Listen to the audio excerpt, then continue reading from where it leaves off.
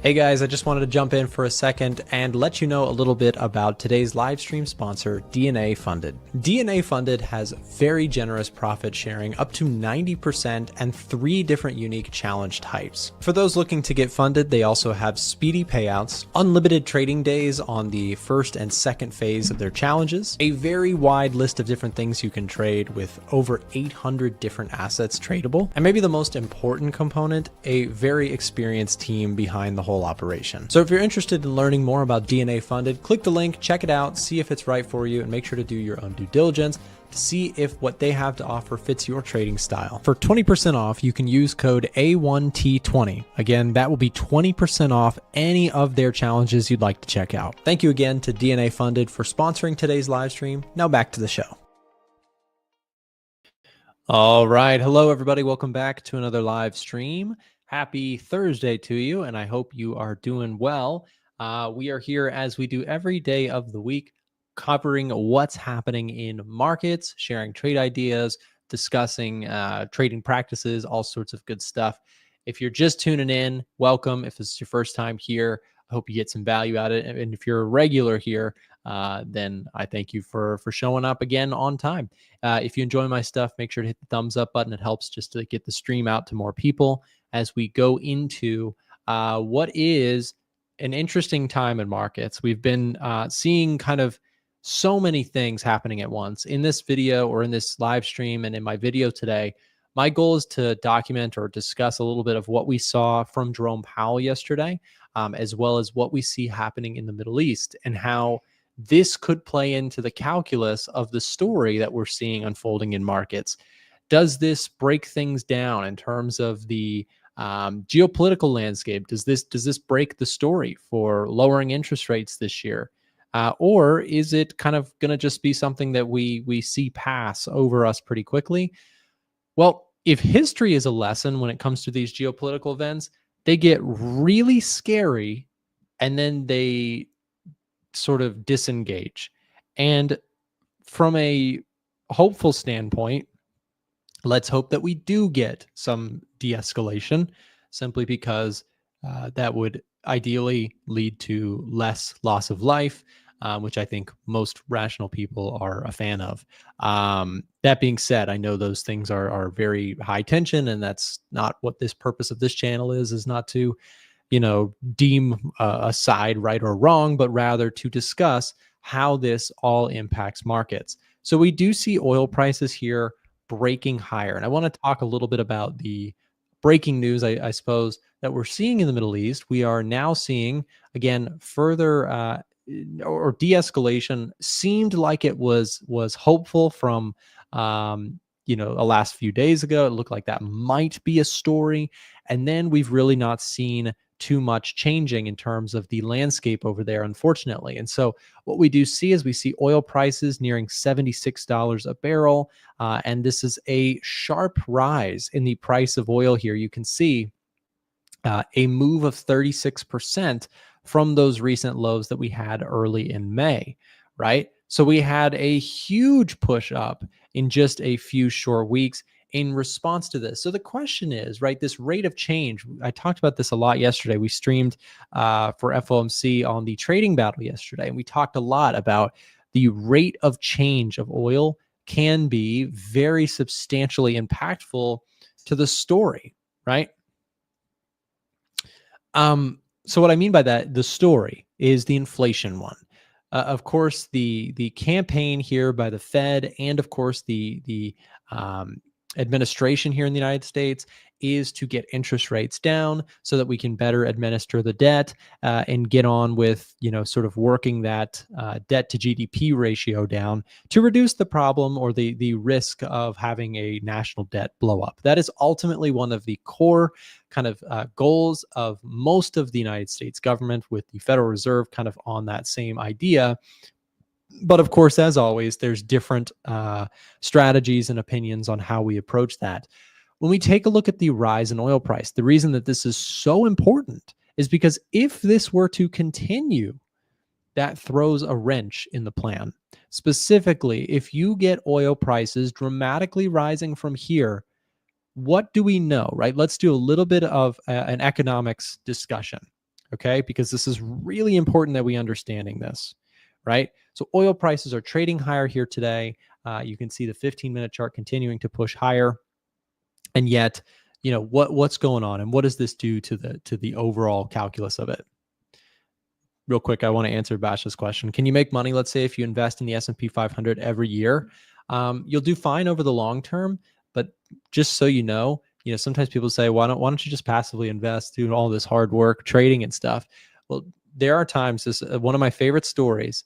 I would encourage you to be aware of. It's a scary one. Is to go look at the Japanese stock market in 1980 to like current day, and it looked like this. It was the best stock market in the world, looked like Japan was going to take over. And then for a very long period, they just recently got back to those highs. So if you had been investing passively in the Japanese stock market, you would have gone through many years of drawdown just to get back to break even. Now, if you dollar cost average and you have a super long perspective, then I think it's great to passively invest. Like if you bought some here, here, here, here, here, here, here, here, here, here, like you did fine over the long term.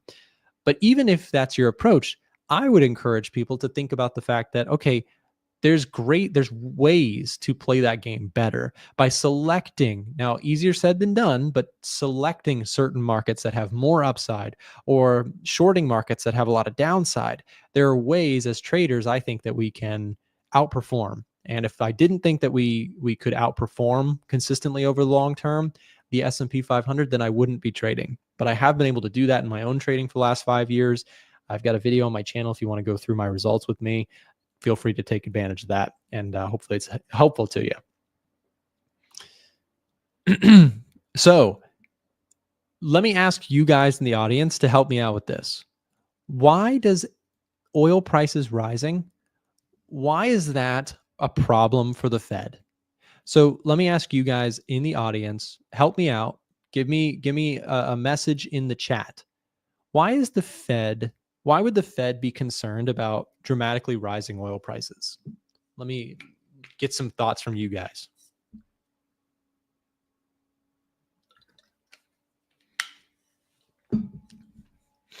Yep, you guys get it. Perfect. It's an inflationary pressure. Inflation, oil prices raise inflation, inflationary pressures. So it seems like everybody gets that, and that's great. I love to see that. I love that that is a understood concept. Because what I would encourage you and everybody in this audience right now, just like I do it, just like most traders, yesterday we had a long conversation about oil on the trading battle because it's really important. We're getting breaking news every day. Today we are moving higher on oil prices. Stuff's happened in the Middle East and it's drawing attention. But everyone in this room, I'm really happy to see that you guys are seeing that is inflationary pressures that could spill over, and it can disrupt a lot of stuff. Now, part of the reason, right? And I'm not trying to draw attention to politics per se, but I want to talk about this. This concept, right? The concept of the administration not wanting to enter into another conflict is for a number of reasons. And it is good on paper, but it's possible that this objective may not happen the way they wanted to. Because here's the thing, the US may enter this. And if the US enters this, what happens to oil prices? Boom, up they go, because then we just escalated things. How's Russia going to respond to that? Russia is a big ally of Iran, right? So you have all these tensions. And if we break this, if we do say, okay, you know what, we are doing war, what happens is oil prices dramatically rise. But why is the administration very adamantly opposed to war? Now, you might say it's because some people might claim, oh, it's because they're the good guys. No, it's because it's good business practice to stay away from war. Just look at World War II in the United States, how well they profited off of World War II. They became the sole world power in the following years after World War II because the rest of the world strapped on debt and the US was selling stuff, right? Now, it's just good business practice to try and remain peaceful. So why is it in also good business practice to stay out of wars right now?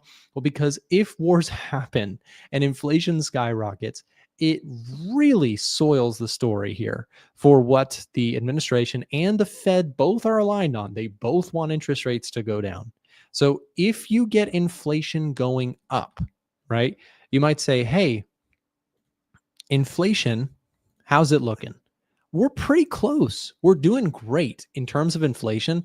It is moving lower. In fact, I think that personally, the Fed is in a position where they probably should be cutting interest rates 3 times this year. The Fed quoted yesterday, they're looking for 2. We'll talk more about the Fed in just a moment. But I think they should be cutting interest rates. You're seeing some material weakness in the labor data that's coming out. We didn't get labor claims today because it is a federal holiday, but we have unemployment claims happening tomorrow. And, the futures market trading here today down on this data point is telling you, okay, first of all, they didn't love, right, the reaction from Powell yesterday, who mentioned on repeat what's happening with tariffs is an uncertainty for the Fed, and all that, right? So we'll talk more about that in just a second. Unemployment claims, which we'll get some information on. Did we get unemployment claims yesterday? Did I just totally miss that? Hold up. I must have completely missed something. Wow, we did, and I totally missed that.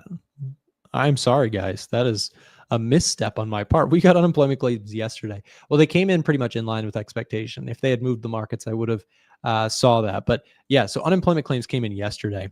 So we saw unemployment claims. They're still at 245,000. And as they approach that 250,000 mark, I do think that this is a little bit of concerning, right? Because you're now seeing, okay, we have unemployment claims, although grinding higher, they're not dramatically rising. Unemployment can spike. There are moments where, at any point, if you get something that freaks the market out, for example, maybe something in the Middle East, I don't know, that can cause spikes in unemployment. And so there is some concern here that by holding interest rates too high for too long, it could actually worsen the problem in terms of what's going on. I think that the Fed, in my opinion, doesn't need to cut to zero. They just need to cut interest rates to a degree.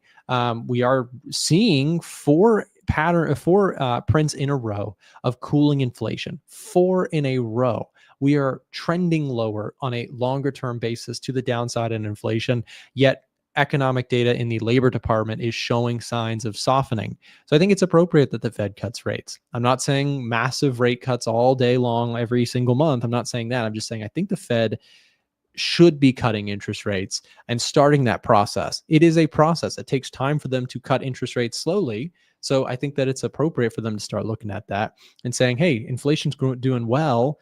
But anyways, the thing I want to talk about with oil prices is that this could disrupt that inflation story, right? It could be a scenario where that happens. But if you're the Fed, right? If you're the Fed, you're supposed to play the job of, we look at the data as it's coming in.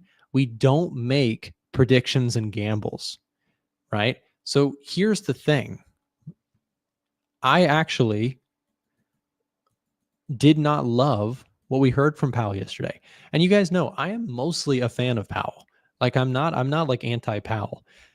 And I'm not but yesterday we had so much of, hey, tariffs are going to cause inflation. Tariffs are going to cause inflation. And here's my challenge with that, right? The Fed says they are data dependent. Data dependent means you look at CPI, PPI, PCE, NFP, unemployment rate, PMIs. You look at that stuff, right? That's what you base your decisions on, right? But then you're looking at tariffs and making a prediction that it's going to cause inflation when the economic community has mixed expectations on whether or not tariffs will cause significant inflation, a little bit inflation, little to no inflation, right? There is an expectation that there will be rises in prices, but there's so much more to it, right? Let me just give you a quick example. If you have tariffs increase and it causes prices to go up, and in response, people spend less because they simply can't afford the higher prices, if that happens, that's an economic hit. That wouldn't cutting interest rates help with that story? if you're going to not cut interest rates because tariffs are potentially coming, or they're coming down the pipeline and they could cause a rise in prices, great. But here's the problem. You're making a prediction when you're supposed to be data dependent. And so that's the tricky part for me, right? Glenn, yes, that was the question that I loved. A reporter asked a very similar question about forward projections, and Powell pointed to their rate hikes as the pandemic happened as a time the Fed was more forward looking. Yeah, so that's what I'm saying, is that when we had back in 2022, right? Let's go back in history for a second.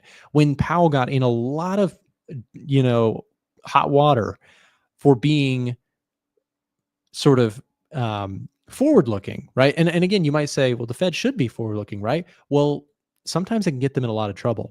Remember when everybody kept hearing the word transitory? Do you guys remember that? Was anybody trading during that time? Does anybody remember the infamous transitory days? Type yes in the chat if you remember that. If you were trading during that time, or even if you weren't trading but you just heard it, that was a big prediction that Powell and team made, and it ended up costing us big time, because they said they believed that the supply shocks were going to be a temporary problem and that inflation was going to come right back down. Right? So here's my problem. Here's my problem with this is, again, I understand the need to be slow and steady with rate cuts, but at this point, we have inflation at 2.4% and the Fed's target rate at 4.5%. There's room, in my view, with a labor data point that's cooling, labor statistics cooling. GDP expectations from the Fed themselves were expected to come down. They announced that yesterday. And so I'm looking at this and I'm saying, wait a second, shouldn't we be cutting interest rates? So this is what happened in response to that, by the way. The whole transitory thing led us to having very high, multi-decade high inflation rates. And so that was a huge problem, because the Fed was like, no, we don't need to raise rates. It's going to be, the inflation's transitory. And it led to a massive move higher. So now, he has a very hard job. And I know it's easy to pick on Jerome Powell because he has to have the job of, it's always easy to pick on somebody in hindsight. I get that. But by Powell's own definition of, after making that mistake, he said, essentially, we messed up. We are going to be data dependent from here on out.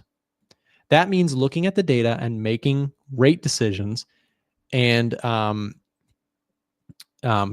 or QT, right? Quantitative tightening or quantitative easing, based on the data that's coming in, not what we think is going to happen next.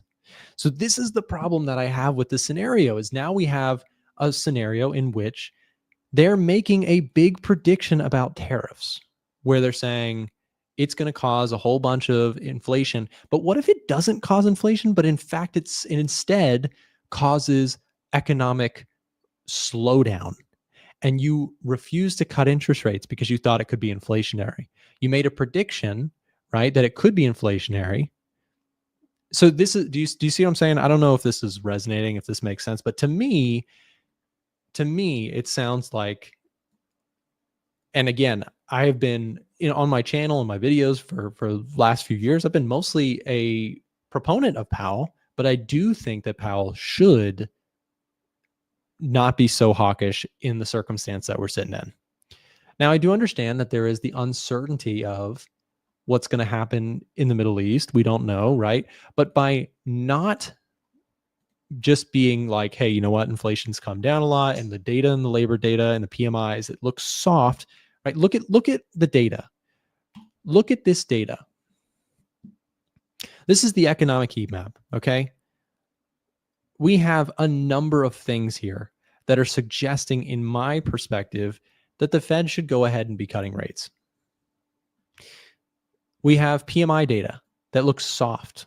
That's forward projections from key people in the economy suggesting that sales growth and hiring and all this stuff that they have indicators of within their own personal businesses, they're suggesting a little bit of contraction going forward.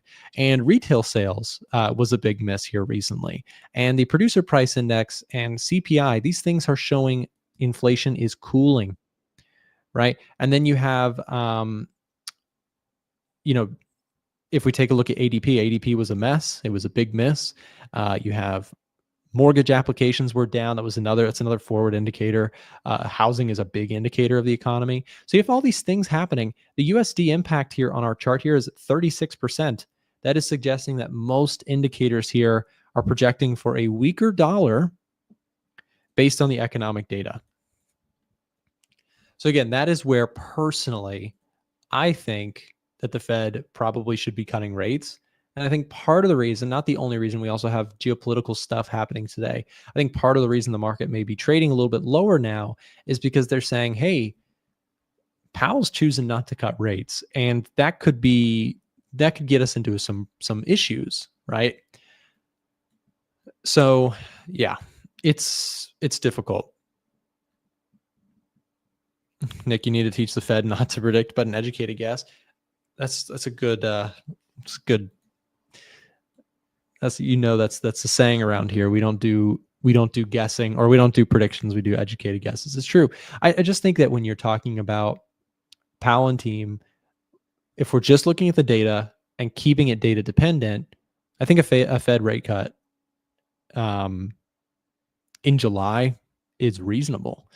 And just because Powell came out pretty hawkish yesterday does not mean that a round of data worsening materially from here won't change his tone. I mean, we could very well see the bond market ultimately say to Powell, hey, you need to be cutting rates. So if for example, we get a big drop down in the 10-year yield, that would suggest to Powell and team, hey, yeah, we should be cutting interest rates. So we'll see. But the bond market, at least at this time, is pretty choppy in terms of expectations. Let's take a look at some more charts. I know I just went through a deep dive, and I'm going to put out a video summarizing what I just got done discussing. So gold here, pretty close to all-time trading highs. If you guys have some questions, by the way, I saw some good questions in the mix, but I had to get through all that. If you have some questions and you would like to ask them for the stream, we'll drop a link here in the chat to where you can submit a question to the stream, and I'll do my best to answer some of those in just the next few minutes. We have a form that we do so that I can pull it up on the screen and we can do it there. So use this form, ask us a question, and we will take care of it. So gold is pretty close to all-time trading highs. Pulled back a little bit yesterday on the Fed meeting, right? So we saw gold and silver move lower right around that time. You can see here's the Fed meeting time. Around this time, we saw gold push lower and pushed again lower overnight. But then what we saw here is the geopolitical headline shooting price back higher for gold. But what's interesting here is that you have, again, really the pure play on the geopolitical stuff, I think, is more so oil. I do like oil as a hedge to pick up on a long side trade. I would prefer to get a pullback here, and I want to show you guys why I can't justify buying this. First of all, just from a price action standpoint, this looks overbought. Now, it doesn't mean it can't go higher. It could go higher, but for me, this would not be an entry. I can't justify getting long oil after it's had a 30% run. However, let's just talk quickly about our put to call ratio on the price of oil. So if I take a look at oil prices here, or I'm sorry, the oil market's put to call ratio, what's interesting here is you have put to call ratio for oil specifically, suggesting that there is a huge, and it doesn't take a genius to make this guess. Right now, there are a ton of people who are buying calls on oil. Is anybody surprised by that? You probably should not be. Everybody's out there buying calls on oil, right? So the way the put to call ratio works is it's a contrarian indicator that I personally love to assist in helping me to find good timing entries for trades. So what this tells me is that I'm not bearish on oil, so I'm not going to short this incredible bullish bias right now that the market tends to have. But if we were to get something to relax in the opposite direction, so for example, if oil prices were to move lower and people cooled off on buying all these calls, if we were to see, for example, the put to call ratio spike back into the opposite extreme, let's where we get high put demand, where people maybe get back to being bearish on oil, that to me would be a trade timing tool. Now, most likely, what I would guess in terms of what that would look like on the price action chart, and this would be a confirmation indicator for me, is I'd look really close at what the put to call ratio says. I can't buy oil price or oil at this level simply because, again, we've stretched a little bit to the upside here. If we were to get a pullback, I'd look at the put to call ratio at 72. I'd look at it at 72. Most likely, I'd say we'd probably be at a neutral level of put to call ratio at a $72 oil price. If you were to get a further breakdown back down to 64, which is a long way away and probably not happening anytime soon, that's a 16% drop. But if it happened, then my guess at that time is that you would have at that point a put to call ratio that looks completely dead opposite to this. And at that point, where if we, for example, saw everyone kind of selling oil and saying, oh, no, it's all good, that to me, the risk to reward would become more attractive on a long side trade on oil. And if you guys have been watching my streams and videos, I liked oil before all the geopolitical stuff based on demand, right? Demand looks okay in terms of what I think could be an environment where we're going to be cutting interest rates and where I think, the economy has held up decently well given everything that we've thrown at it. I do like the idea of picking up some oil in my portfolio or in my trading account, but then in my portfolio, I like the idea of also adding some energy stocks to the mix. So that's where I'm at with it. Basically, long story short, I like oil to the long side, but I like it a lot more if we actually get a pullback. So I can't justify chasing it. There's no trade up here for me. I'm also not willing to short oil prices.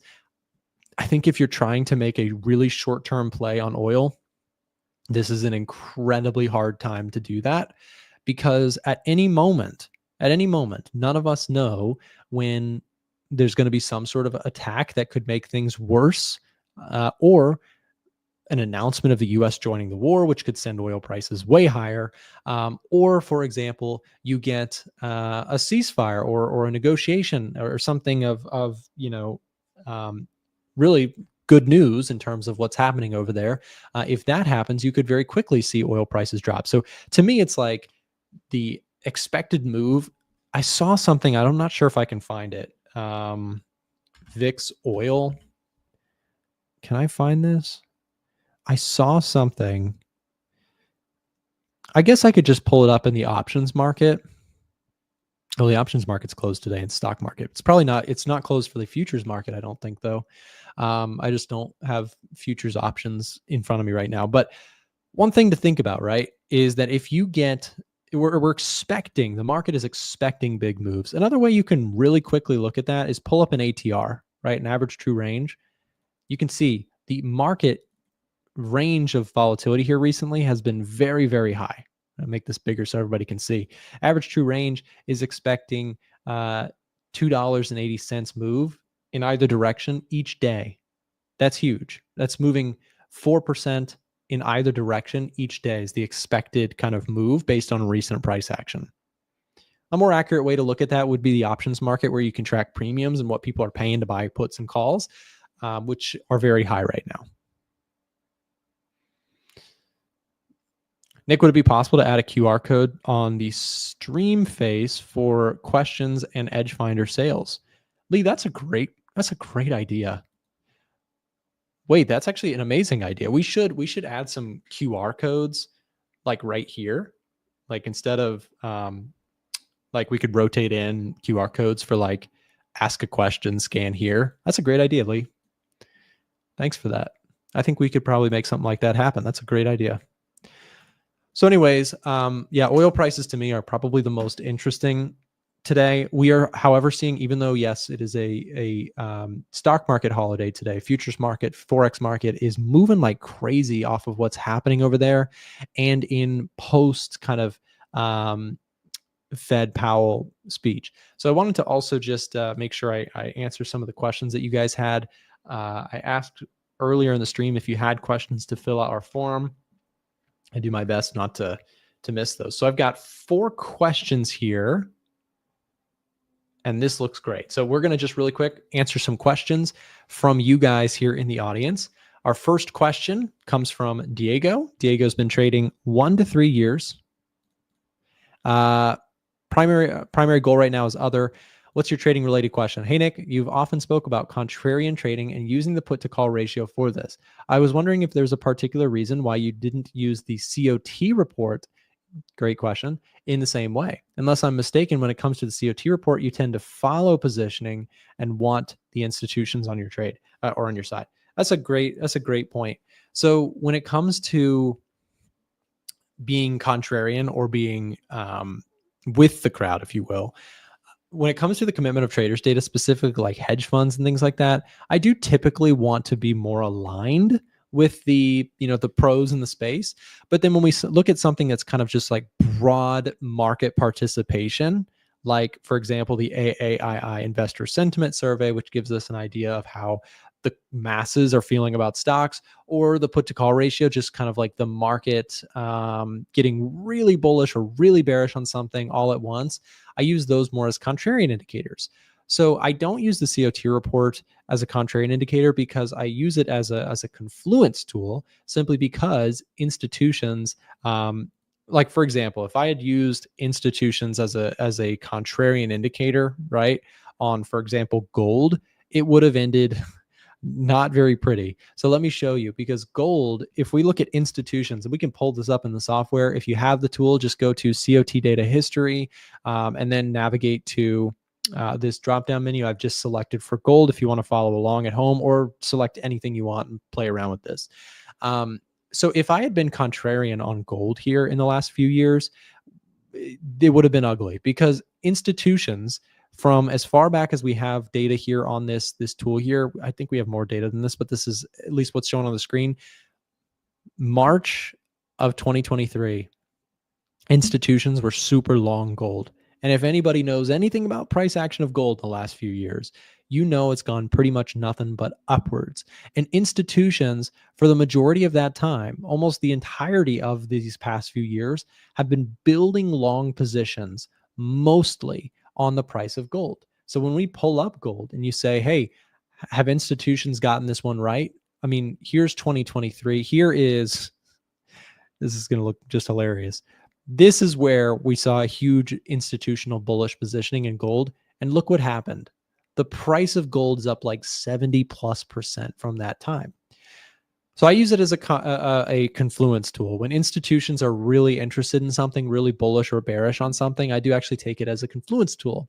But on the contrary, a lot of times what we've seen on the put to call ratio is when people get incredibly bullish all at once or incredibly bearish all at once, a lot of times we're closer to an extreme than we are to a big breakout and trend in the direction. I hope that makes sense, but that is why we use the tools the way we use, and that's how we also have scored the system to automatically spot those opportunities for our users, right? So when we have the commitment of traders data still suggesting gold bullishness, and retail positioning or a crowd sentiment suggesting, not an extreme or even an extreme that is contrarian bullish or contrarian bearish, we have the system automatically tracking sentiment across all of our different charts here for us, also the technical data and the economic data.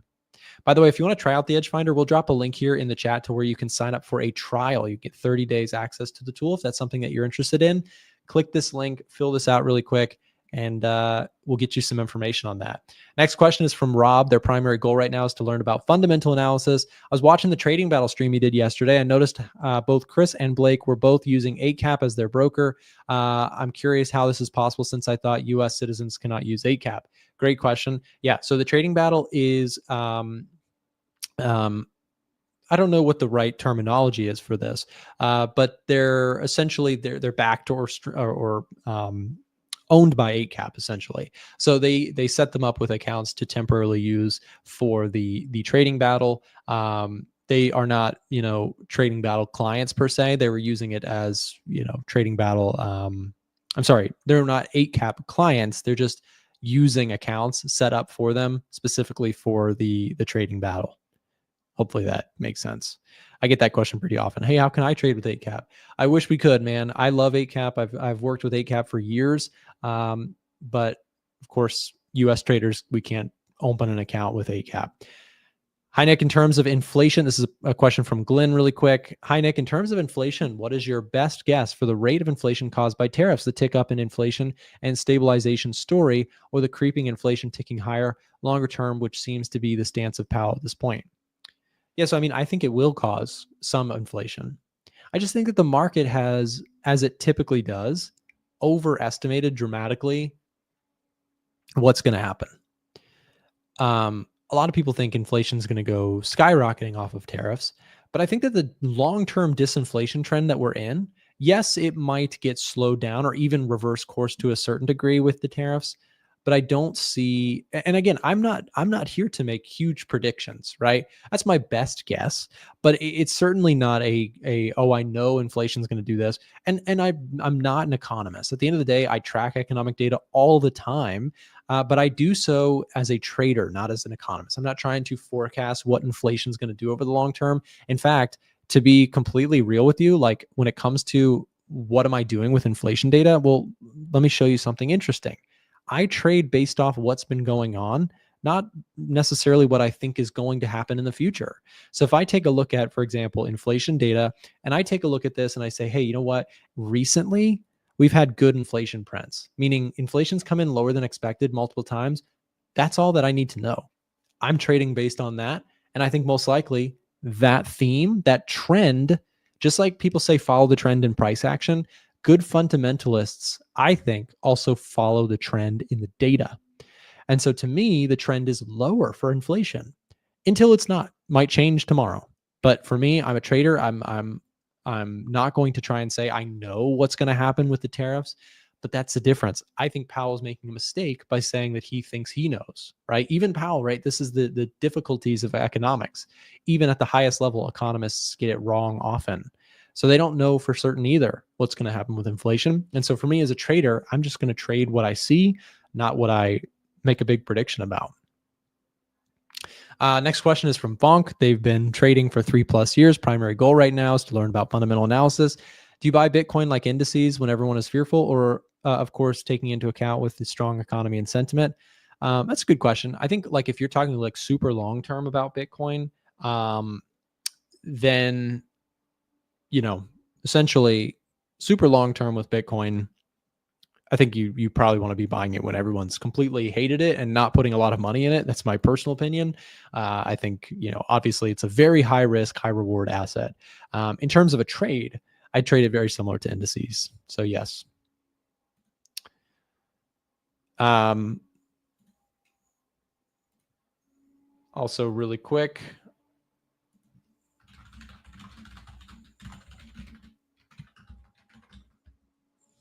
I've got a podcast that is starting. It's supposed to start in 20 minutes, but I'm realizing that we have some overlap. Our stream timeline changed a little bit this morning. So I need to just confirm that they can go a little bit later. We've got in just a few minutes, we got Miko and Marco joining the stream, which will be great. Oh, check out the QR codes. We got the QR codes working. Look how fast they were with that. You can chat with us. You can join the Discord. You can join the Telegram, all this cool stuff. Scan your screen. Do you guys use QR codes? I feel like I do pretty often now. I've gotten used to it, especially after like we all had to do it in restaurants during the pandemic and stuff. It's like, oh yeah, QR code, super. I feel like QR code stock dramatically went up during the pandemic.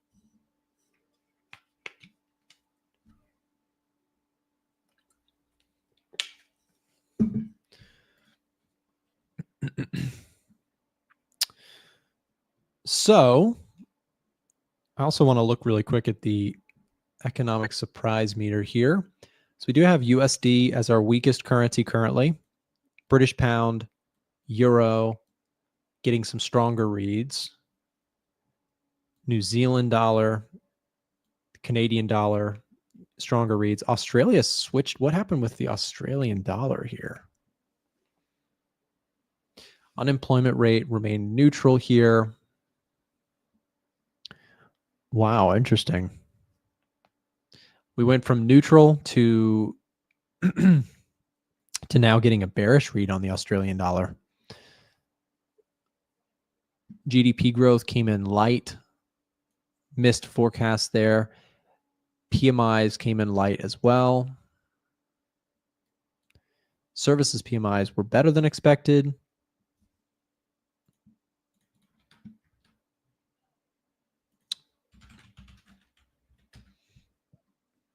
So Euro Aussie, by that perspective here, would be looking bullish.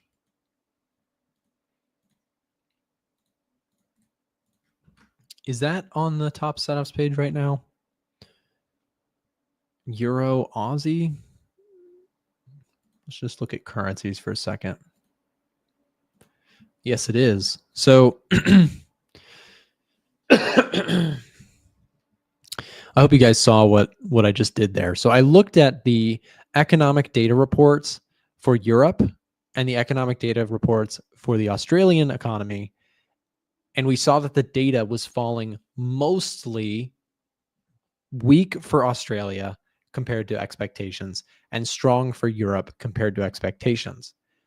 That dynamic, that combination is giving us a very bullish lean on those two currencies crossed against one another, the euro against the Australian dollar.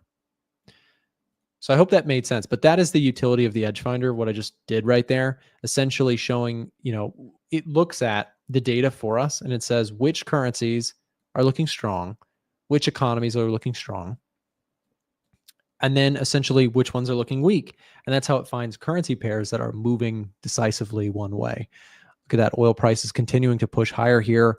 Just fresh highs got tagged here this morning, $76 a barrel. Gold price is rebounding from their overnight sell-off here. Dollar index.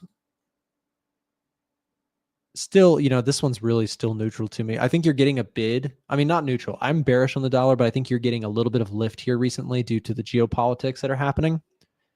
There's a little bit of dollar inflow, I think, simply because you're getting stuff happening where people are like, oh, rush to safety.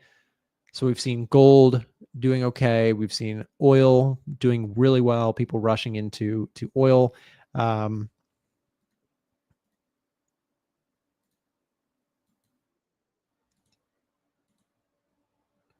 Interesting stuff. Interesting stuff. Anyways, guys, we've got our next show starting here in just a moment with Miko and Marco.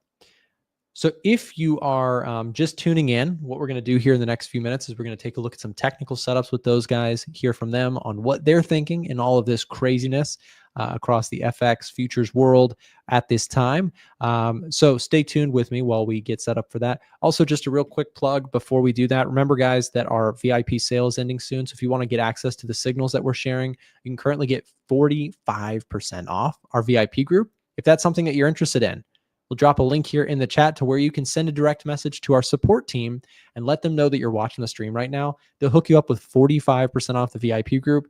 And just for good measure, if you're interested in getting access to the Edge Finder, we'll extend the same price discount just today for the Edge Finder. That 45% off discount will go for VIP or Edge Finder during today only. So take advantage. Don't miss it. If you're thinking about joining us, there's your chance to do so at the lowest discount or the lowest price, biggest discount that we do all year long.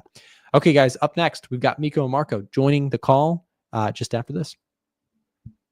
Hey, stream viewers, if you're outside of the United States, I have a cool offer I want to tell you guys about thanks to our partnered broker, 8cap. 8cap is currently offering the ability for new depositors to get access to our premium tool, the Edge Finder, completely for free. Now, how this works is basically you create an account and deposit a certain amount of money into that account, and they will essentially buy the Edge Finder on your behalf. So it's a win-win-win. They get a new client for a reputable brokerage, you get access to the Edge Finder and a great brokerage to trade with, and you'll be supporting the show by signing up with 8cap. Now, here are the steps if you want to find out more about this specific offer, but make sure to follow them specifically as we list them out on the screen here. Step 1, navigate to a1trading.com/8cap. That's a1trading.com/8cap. Step 2 is to follow the instructions and to make sure you use the specific link on that screen to sign up for your new 8cap account. Step 3, complete the required deposit amounts and contact their team as instructed on the page. So if you're interested in finding out more about this offer, head over to a1trading.com/8cap, and we'll also be dropping the link to this down below in the live stream chat as we speak. Like I said, make sure to follow those instructions specifically if you'd like to get access to a free copy of the Edge Finder if you meet the deposit requirements as listed on the website. Full information, like I said, can be found a1trading.com/8cap. Now back to the stream. All right, guys, we are back for our weekly session with Miko and Marco, taking a look at trading setups for the week ahead. Good to see you guys. Welcome back. Hello. All right, so we typically start this session just by going through a chart that we like the most currently before diving into a broader set of stuff. So, Marco, you want to just start us off? What are you watching right now? Yeah, so I'm watching silver. So I think silver is a very good buy. I think both gold and silver are getting a bullish reading on the Edge Finder. And also we had this breakout on the daily chart with quite a lot of momentum. I think silver is a great catch-up trade. So we had a massive uptrend on gold happening, but on silver, not so much. So if silver can follow, I would be pretty happy to get in on a buy setup. I would just need a bit more of a pullback. I would like to see silver tag this support level, maybe get a bit closer to the 20 EMA, and then I would look for a nice entry on the 1 hour chart. So silver is my favorite, and today it's retracing a little bit, so maybe I'll get an entry tomorrow or possibly next week. And the second one that I need to mention is the NASDAQ, which is selling off a little bit. It's getting some risk off environment here. So I'm looking at this level of support to actually buy. Also on the Edge Finder, NASDAQ still getting a bullish signal, still trending to the upside. I think overall we are still in a risk on environment, but we are now selling a little bit because probably the tensions between Israel and Iran and the Fed meeting yesterday where Powell was a bit hawkish. So that kind of made the dollar a bit stronger and possibly made the stock market a bit weaker, which I like, to be honest, because I could get an opportunity to get in on a buy setup. I could finally get the pullback that I was looking for the last, I would say, 1 or 2 months. You know, it's been quite a ride to the upside, and I never got a big pullback, unfortunately. Yeah, that's the name of the game with indices, Marco. Over the years, I've been caught out of the indices many times, and they just tend to drift higher and higher and higher. But then, as we're seeing now, and what we saw in April, is when they do decide to sell off, the sell-offs can be very sharp, and actually can go much further than even we think they can. So they can be tricky. When you're on the right side and riding a trend in the indices, it's amazing. But it can also be very difficult to wait for those timing setups and to get them right. So good stuff. I like both silver and NASDAQ as ideas as well. Same question to you, Miko. What are you watching in this crazy market we're living in right now? So yeah, very similar to Marco. Gold and silver look the best to me right now. Particularly gold. I like how we're looking on the 4 hour chart, which is where I do most of my business. So I'm liking how we're looking, really kind of clear market structure, higher highs and higher lows, and again, following the kind of notorious uptrend we have for gold. It's very much still a bullish market for me, so pretty much only looking to buy the market. And expectations are pushed back to the all-time high at 3,500. Kind of looking at this as a pullback, waiting to see if we can get some momentum before finding an entry. Silver looks equally as good. I think in terms of momentum, silver might be a bit better because we've had that breakout recently. So maybe we see silver trend a little bit better, but they both look very similar to me. Silver's also come back into a very nice area over here. So I'm interested in a buy coming back into that zone, just waiting for momentum to step in. So gold and silver both look really bullish. I like the buys. Nice. Yeah, I think we're all kind of on the gold silver train right now. It looks pretty strong. I mean, silver definitely has had the more recent prominent breakout. Gold sitting just hovering below those all-time highs. But another one that I think is just interesting, I think my chart of the day to add to the list is actually oil prices making a huge move here to the upside in reaction to everything that we're seeing going on in the Middle East, as you mentioned, Marco.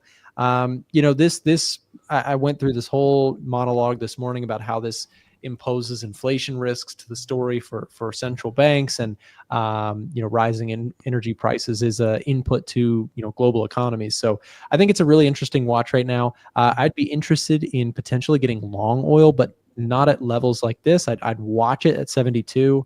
I mentioned earlier in the stream, specifically, I'd like to look at the put to call ratio for oil traded contracts or options contracts, just to see what the flow is looking like. Right now, everybody, to no surprise, is buying calls on oil. So that makes me really hesitant to want to be bullish myself. If everybody's kind of already loading the boat on oil upside, the expectation's really high, and I think it's easier to disappoint. So I'd wait for a potential contrarian signal and a pullback on a price action basis. So if we got like a week or so of downturn in the price of oil, especially I also like the 64 level, which I know is a ways away, but both of those to me would be potentially some longer term. I think we may be in the context of a longer term bottoming cycle on the price of oil.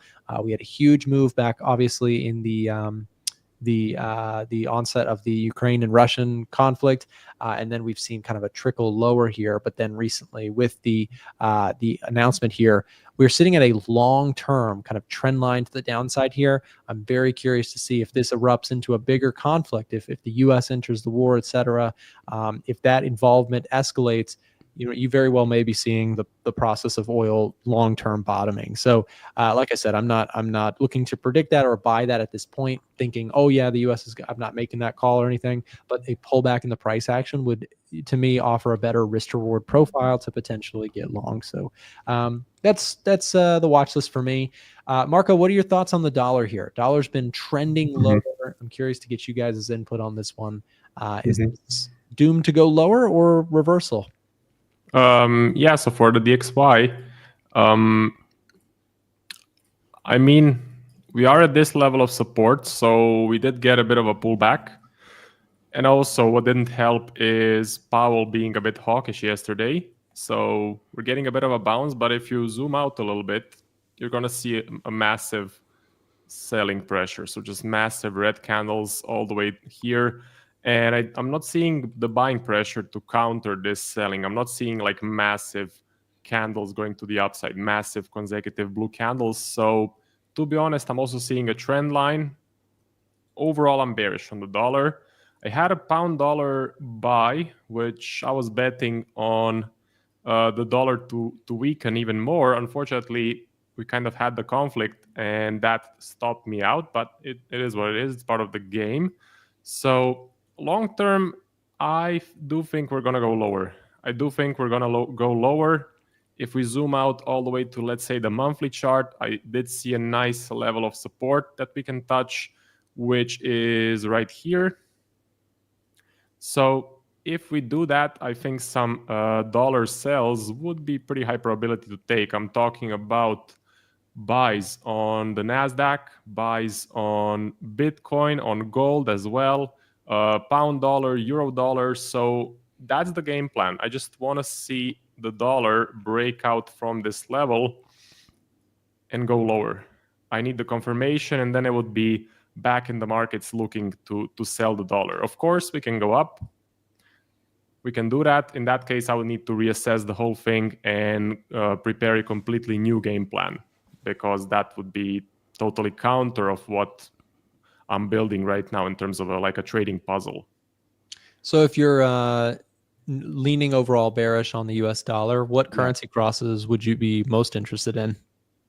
Yeah, so in terms of currencies, I still like the pound dollar. I still like it on the daily chart, even though I did take a loss. I think we had a nice breakout of these highs. I also like the euro dollar because we had a nice uptrend on the daily chart. Those are my two favorite, euro dollar and the pound dollar. In terms of fundamental data, I saw for the pound we got some weakness in terms of, I think, GDP and some other stuff. In terms of the euro, I still need to do a bit of research. But yeah, if the fundamental signal flips very bullish again and the dollar breaks that key level, so breaks what I just mentioned, breaks this level of support, I think buys on the euro dollar and the pound dollar can be very high probability. Sure. Yeah. Great stuff. I also, and just to follow up on what you mentioned with the UK economic heat map. So I saw that yesterday, I missed this myself. Yesterday we had June 18th, CPI came out as expected. So previously we had a hot print for inflation in the UK. We just got the forecast meeting actual numbers. And so that put us back in neutral in that camp. British pound still overall, most indicators here suggesting some strength. We did have a miss in GDP recently, as you mentioned, and a neutral reading on CPI, putting us still overall net positive impact on the British pound from economic data side. But then, as you mentioned, the downside slide largely was probably geopolitical stuff causing a rush into the dollar. Miko, what are your thoughts on all this? You know, you've had some geopolitical conflict. I've seen recently. I'll say this just from the circles that I listen to and all the content that I listen to as well. Seems like there's been a rise in some dollar bullishness now with the geopolitical headlines. People are maybe saying, "Hey, this is going to be the trigger that gets people, you know, back moving into the dollar." Like just a reminder of, you know, that safe haven status. Do you agree with that, or do you agree more so with Marco that the trend is still to the downside? Are we consolidating here, still downtrending? What are your thoughts? Yeah, so at the moment I'm kind of pausing my bearish bias. I mean, the market is still bearish for USD. I mean, if you look at it with the naked eye, we're still very much falling, but I would like to see a lot more momentum. The fact that price is kind of stalling at lows is not a good sign. And the fact that we're kind of losing a lot of momentum. We're very corrective in this last move. And we kind of had a bit of a push off the lows recently as well. So I'm not saying I'm expecting necessarily a complete reversal, but I'm not really willing to sell USD at these prices or what we're doing. If price was to suddenly drop and we're to see some heavy bearish momentum, kind of like what we had here, then that gives me confidence. Okay, we're bearish, we're breaking lows. I'll look to try and follow that. But right now we're really corrective. And of course, due to the conflict, we could see potentially USD gain some strength as well. So potentially if you do strengthen and take out some of these highs in the 4-hour chart, I would actually be looking to try and buy USD and maybe sell some of the other USD majors. So yeah, I'm kind of just waiting. I'm not necessarily looking to sell. I'm not looking to buy either. I'm kind of just waiting on the sidelines. I need more momentum if I'm going to look to sell. I need price to break the lows as well.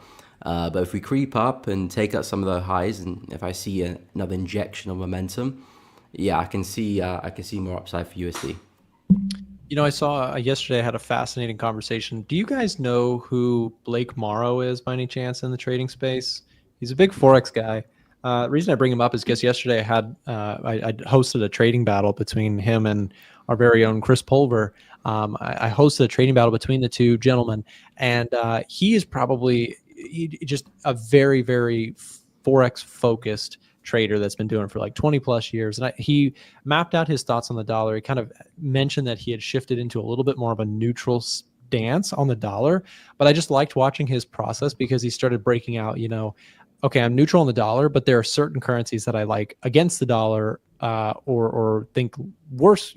Basically, he mapped out other currencies in relation to the dollar. He had some long, some short dollar positions, and I thought it was really interesting. Basically, he mentioned his bias was a little bit more concerned on the geopolitical stuff, thinking that the euro dollar could potentially trend lower. So he's like bearish euro dollar, but then he also mentioned being bearish dollar yen on a rally if the dollar does get it. So being mostly risk off. So picking USD over euro, but then picking yen over dollar. So I thought that was kind of interesting. But there's all sorts of, in the stock market world, many people who love the stock side love to pick stocks, right? So even if you think the index itself, if you think the NASDAQ is going to go higher, this is the beauty of markets. It's so fractal where you can kind of get down into the weeds of every single market. So this, concept of you could pick stocks within the index, I really liked his process of picking currencies and crossing them specifically, which I know you guys do as well, which is the cool concept of currencies. You can really select, handpick what kind of mapping out.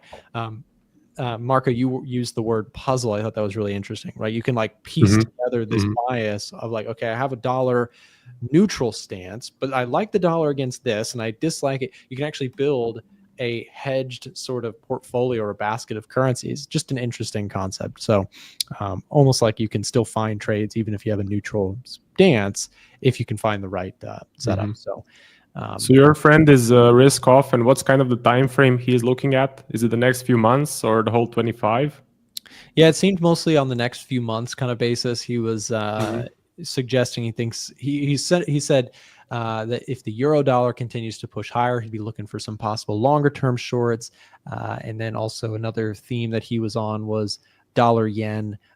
Selling rallies in dollar yen would be something he'd look to do as well. So I thought that was kind of interesting. It was almost like dollar neutral, but if dollar moves up a good bit, he'd be looking to short it, and if dollar moves down a good bit, he'd be looking to long it. So that was kind of his. I thought that was interesting. But Cool. Yeah. So also, the stock market is closed today, but the futures market is open. Marco, you mentioned it earlier, and I want to come back to this in terms of indices right now. Would you look at this geopolitical conflict? You kind of hinted at it already with the NASDAQ, but maybe you could do a different index that you're watching or just considering, maybe S&P. Would you use this geopolitical situation, and that's the wrong word, not use or profit from necessarily, but just this volatility. If you see the indices move lower, would you take that as a potential opportunity to get long? Yeah, so if I take a look at the S&P 500, let's put it up. So, I mean, as I mentioned, it was just a train to the upside without many pullbacks. I do think the current tensions are not going to be very prominent in the future. There may be a bit of a sell-off that comes out of this, but I think in the long run, we will continue to the upside. The US economy is doing okay. It's nothing bad. We are not near a recession, in my opinion. I'm liking the uptrend, so I'm liking the technical analysis. So I actually think that these tensions are, well, they can benefit traders because they can create that pullback I was talking about. So let's say this level of support for the S&P would be nice. You can put it even a bit higher. But if the price does reach these levels, I think a buy setup anywhere here is a smart trade. Gives you a nice risk reward even if you just want to target the all-time highs, a little bit below them. You can get like 3-to-1, 4-to-1, or if you want to trail your stop loss, you can go even higher. But it's definitely a positive risk to reward, and I do think it's worth taking even with like a lower win rate, or even if you need to take multiple trades along the way. So let's say you take the first feeler position up here with a tighter stop, and then you take another one a bit lower. I do still think the risk to reward is there, and that's kind of the story that I have for indices. I think we can finally get a bit of a bigger pullback that we can then exploit. Yeah, I love the way you mapped that out too, Marco, because that where you said that with like the multiple entries, it is like picture perfect of like what most of the time happens to me. Like as much as I eventually will catch trades that have this beautiful risk to reward, if I'm being completely real and transparent about it, a lot of times when I catch that awesome 4 or 5 to 1 trade that I eventually catch, it came at the cost of taking 2 or 3 attempts to get it right. And I Mhm. just, have kind of gotten to a point where I'm like, I don't try and call the markets perfectly in terms of timing. I just want to get the general direction right. I'll put a stop on it. If I'm wrong, who cares? The stop size is not going to kill me. It's a small loss. And then I can re-enter when things shape up again. So I like the way that you map that out, even getting down to the strategy of, I treat most of my trades, and I think you guys do this as well. We talk about like campaigning rather than like placing a single trade and like, this is it, I'm all in, right? So like, I know all three of us have talked about this where you take a trade, but it's not like necessarily this is all in my everything on this one trade. You map out a couple ideas and go from there. So love Yeah. that. I have a nice example actually Yeah. of a trade. So for NJ, which I'm still in, so I took a stab at it, I think, at this point, and it was a loss. So I took a buy setup with a tighter stop, and then I went in a bit lower, and then this one finally paid out where I closed 50% at this high, and the rest is still running. So even though I took a -1, let's say -1%, if I bank 3% on the second one, that's still a nice gain. And I think it happens much more often than people think. So it's impossible to time the entry perfectly. But taking small stabs with controlled risk is something that can make you very profitable if you're trend trading. So yeah. Yep. Well said. I feel the same. Miko, same question to you on the indices. And then also, I'm just curious, any additional thoughts on that concept of quote unquote campaigning rather than kind of all in, all out? Yeah, so indices not looking too hot at the moment, but I think overall still very bullish. So I think it's just an opportunity to potentially position yourself long, especially if you're looking at like swing ideas. I think could be looking at some nice opportunities there. But we spoke about this last week. We mentioned how kind of tight price was looking. We had some really nice trends when the market did bottom up and bottom down there, and we price was looking very, very healthy, a lot of momentum, big candlesticks, and then kind of since the end of May, price has been looking a little bit tight. So maybe it's just a healthy correction happening, but I still do see price likely pushing back to highs. So I think in terms of swing opportunities, that could be coming around soon. Of course, trying to catch where that low is going to happen, of course. Only hindsight would tell you where it does form, which of course kind of coming back to the idea of potentially taking multiple entries, I think is always a great idea, because essentially the market's either going to go up or down, and you're essentially just trying to plot where potentially will the market go up from, or where the market will go down from, and trying to call that, especially with us traders, we have very low margin of error. For example, the market is ginormous, and we're just kind of basing a trade with an entry like this, for example, and a stop loss like that. Very, very slow, a very small margin of error to try and catch a big swing. So you might have to take 2 or 3 potential entries, and which is why you keep your risk small. Of course, you could maximize your stop loss, but then of course you will sabotage your risk reward as well. So if you're going to have small stop losses, very rarely you're going to catch lows every time. But in terms of the direction for the indices, the trends look relatively healthy. It's just I think we might be going for a bit of a dip just for a slight pullback. I'll say US 30 probably doesn't look the best. It probably looks the worst in terms of current price action. But I feel like if you can break out of this consolidation to the upside, there might be some nice buys back to the highs there. So yeah, still very bullish for the indices, but maybe a bit of a pullback at the moment. Yeah, love it. And we've had definitely at the very least a stall in the bounce back that we've seen. Things have really gone choppy. We went from having these huge moves up to kind of just grinding sideways, which can be kind of frustrating. Actually, just a side note. So I do a lot of option selling. You guys, we've talked about that briefly in the past. These types of environments, as weird as that is, I actually love when that happens for those positions specifically. I don't love them for other things that I'm trading, when the market goes nowhere, but it's a weird thing. Like when it comes to options, I sold a bunch of calls on some stocks that I own And because the market has gone sideways to nowhere, a lot of those options are looking really nice, because now, it's very unlikely that they're going to get called away, or that the bets are going to hit, essentially.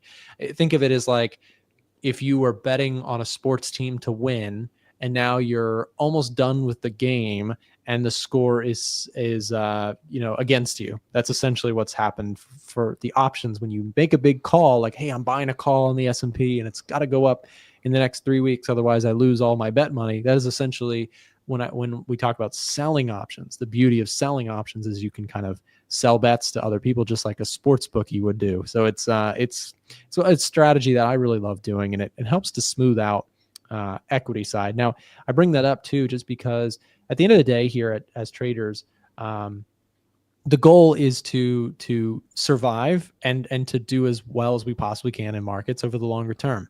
I'm a big fan of diversifying both across markets that I trade and strategies that I use.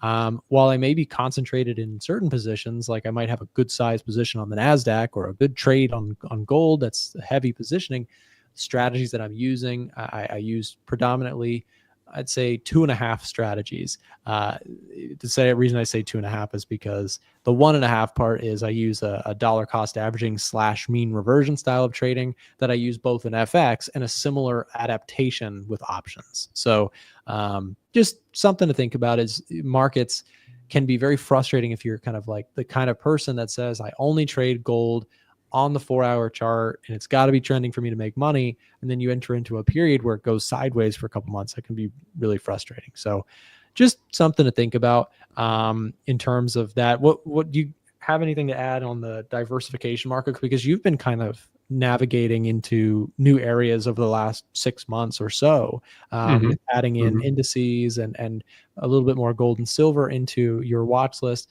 How's that been going? It's been going great. I mean, the Edge Finder is a huge help because you get an immediate reading, either a very bullish or very bearish. So I know exactly what to focus on.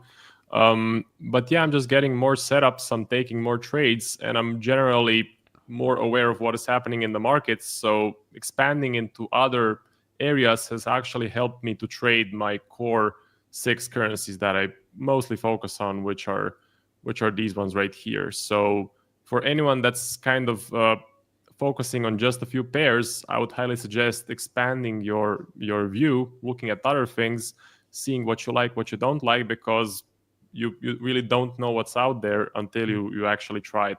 So I think it's been a great move to expand to more instruments, and the Edge Finder has been like a crucial help with that. And also I'm looking into options, but what would you say is like the minimal capital amount for options trading? Because a bit of a problem is that most prop firms, they don't allow options trading. So they do allow futures, they do allow CFDs, but they don't allow options. So what would you say is kind of the minimal capital requirement? Well, and if they did offer options, they probably wouldn't want you selling them. They'd want you to make big bets on the buy side, but they don't want you to sell options, because that's typically the more slow and steady approach. But in terms of a capital size, a couple things just on quickly on options.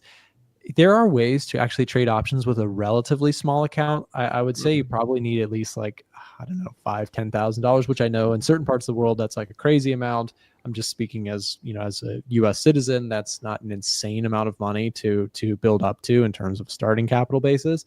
But there are ways to do options with essentially much more capital efficient ways where you can actually sell options and buy them at the same time and collect a positive spread. There's such things as like bull put credit spreads. You can search that up if anybody wants to in the audience. Bull put spreads, essentially, let's say that I think that the S&P 500 is going to move higher. I could sell a put right here. Let's just say I sold a put.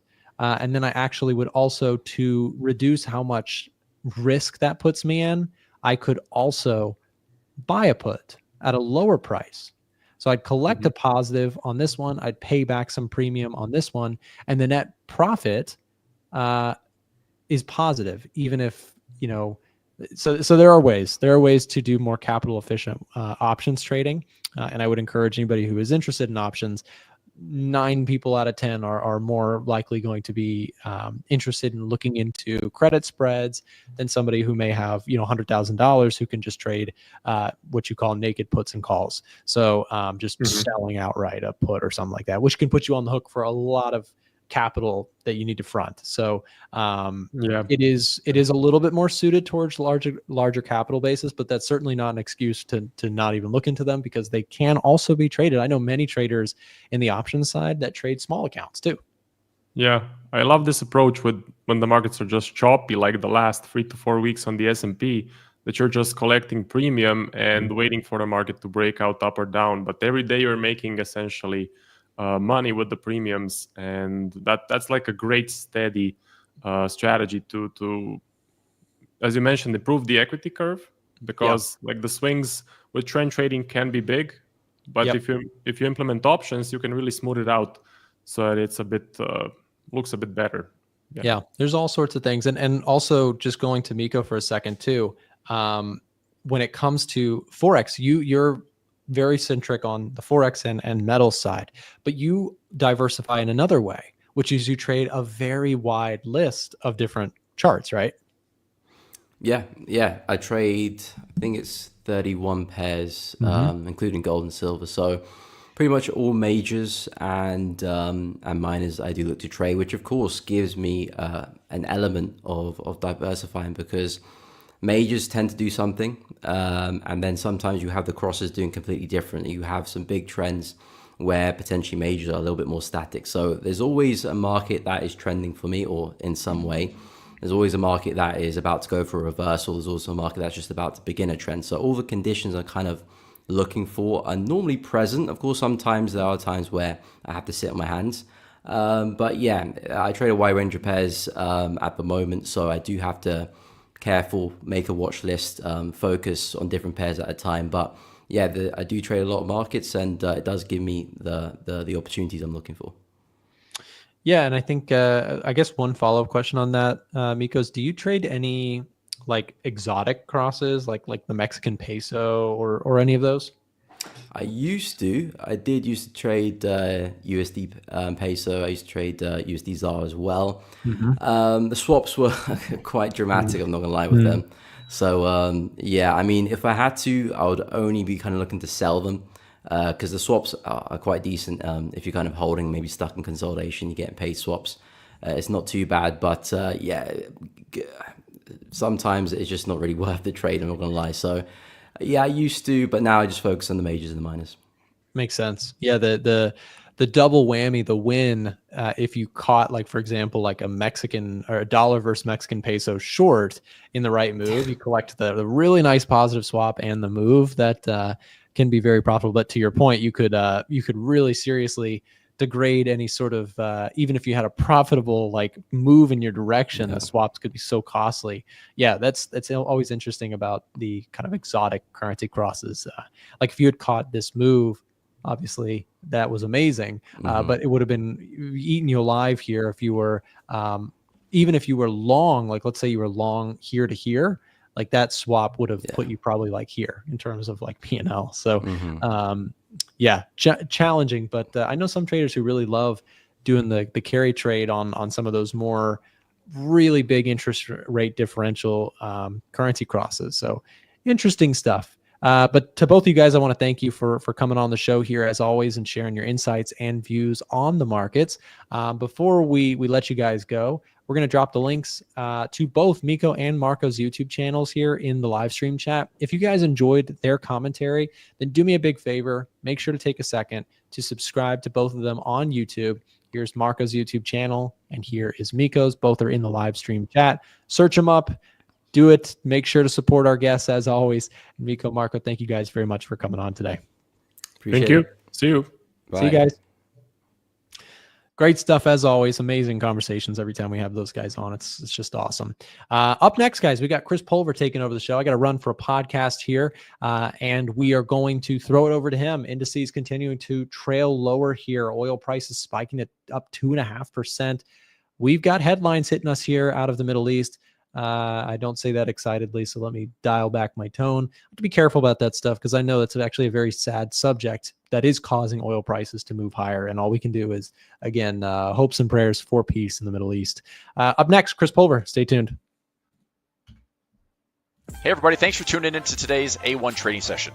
We love engaging with our audience, talking shop, taking requests, and sharing our favorite setups. It's about that time where we're going to review a bunch of indexes, stocks, currencies, gold, silver, Bitcoin, and pretty much anything else and share our insights. If you're wondering what trades I'm in, if you're wondering what trades I'm taking, and you'd like to see exactly how I'm trading everything, you can actually follow my trading signals. If that sounds like something you're interested in, we'll share a link in the chat. You can sign up. You can sign up directly with the link or speak to a support rep if you have any questions. If you're asking, what do I trade? Pretty much everything. Indexes, ETFs, stocks, options, futures, Forex, and crypto. Thoughtful analysis, active trading. Check it out. And now, back to the show. Hey, everybody. Happy Thursday. Welcome back. Yeah, markets closed Juneteenth, but not everything's closed. Currencies are still rolling. Futures still rolling. Let's see what we have going on. So oil. Let's take a look at, let's go ES for futures. Okay, so we just had a close in the futures market. Let's go to live data here. So 5-minute chart, still running. Futures down slightly. Let's go back to the FOMC yesterday. Very noisy day. We battled it out in the markets. I'm up a couple $1,000 on the NASDAQ futures right now, which is kind of nice.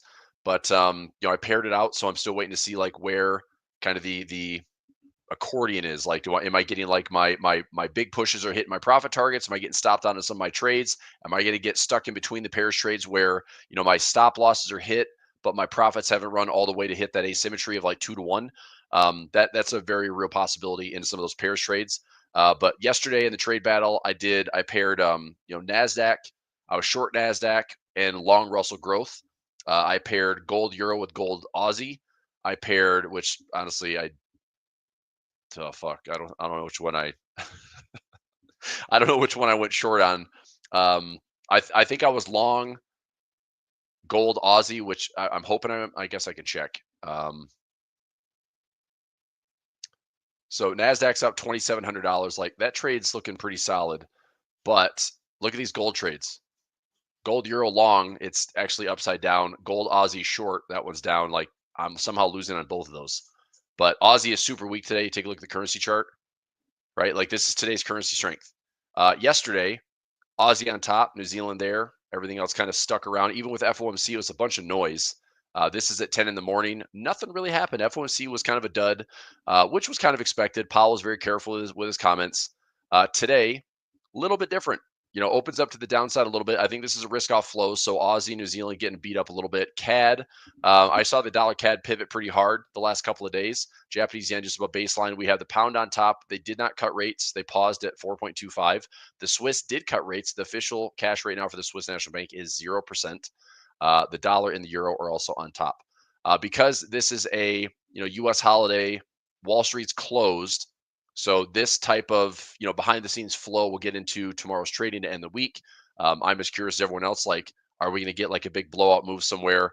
If you go into the charts, here's a look at the market. I said yesterday, like this level that was last Friday's low is going to be really important. This is a SPY at 595. If you go, SPX, you're looking at this low around 59.62. So if we are going to press lower going into Friday's trading, I think this is a pretty important floor to watch. We're only another like week away from ending the month and end of the quarter. This is going to be Monday the 30th. But if we push out all the way to next week, I still wonder if we're going to be down here towards like 59.05, 5,900, maybe some room to fall before we start making like a magnetic move towards this 6,100 handle. As far as like big option levels, let me bring up another workspace here. So SPX, some big monthly levels. Just let's pay attention to these big, huge green ones. This is out to August. Big expiration August at 59.05. It's 59.05, which is what I've been talking about here for a while. Also, this one all the way down to 5,800. Like these are starting to light up a little bit. So if you go to the slightly higher time frame, going out to July, going out to August, this market, it's if you've heard of the volatility cone. So this is likely the potential move of where the option market can take us. This is where the expected move could be on the S&P. 6,100 kind of on the upside, and around the 5,900 to 5,800 on the downside. Obviously, the downside would be, okay, so we have IV go up, we have implied volatility go up a little bit if the market sells off. This structure, if it's breaking, right, we're on the right-hand side of the trend line. If the structure, breaks these recent floors, I think this can fall and, tag that low, come after some of these gaps that we've seen. This, if I'm not mistaken, is the U.S.-China trade agreement gap right there. Yep. So that's the big old agreement gap that I think at least gets tested back to 58. If it fills the gap, that's at 56.82. I'm still a buyer in that dip. I really am. I'm still like positioning for income. I'll probably maybe dollar cost average into some SPY, some Qs, small, maybe just a couple $1,000 and try to build it up. But I think that if we can base in here, we can still get to all-time highs at 61.50. We could possibly still hit my monthly target for the year, which is around 64.50. But again, a dip would be pretty helpful. Okay. Platinum. Let's see. All right. So futures market to the downside a little bit. ES is down 0.83. NQ is down 1%. We have Dow futures down 0.8. Russell futures down 1.8. VIX is up. I don't think this is from yesterday. This is up another 10%. Is that today? It's a 15-minute chart. Is it up? No. Okay, that was yesterday. Bond volatility. Dollar indexed. Okay, I still think the dollar's a squeeze. So from this level, I said watch out for that potential bear trap. I think the dollar gets squeezed.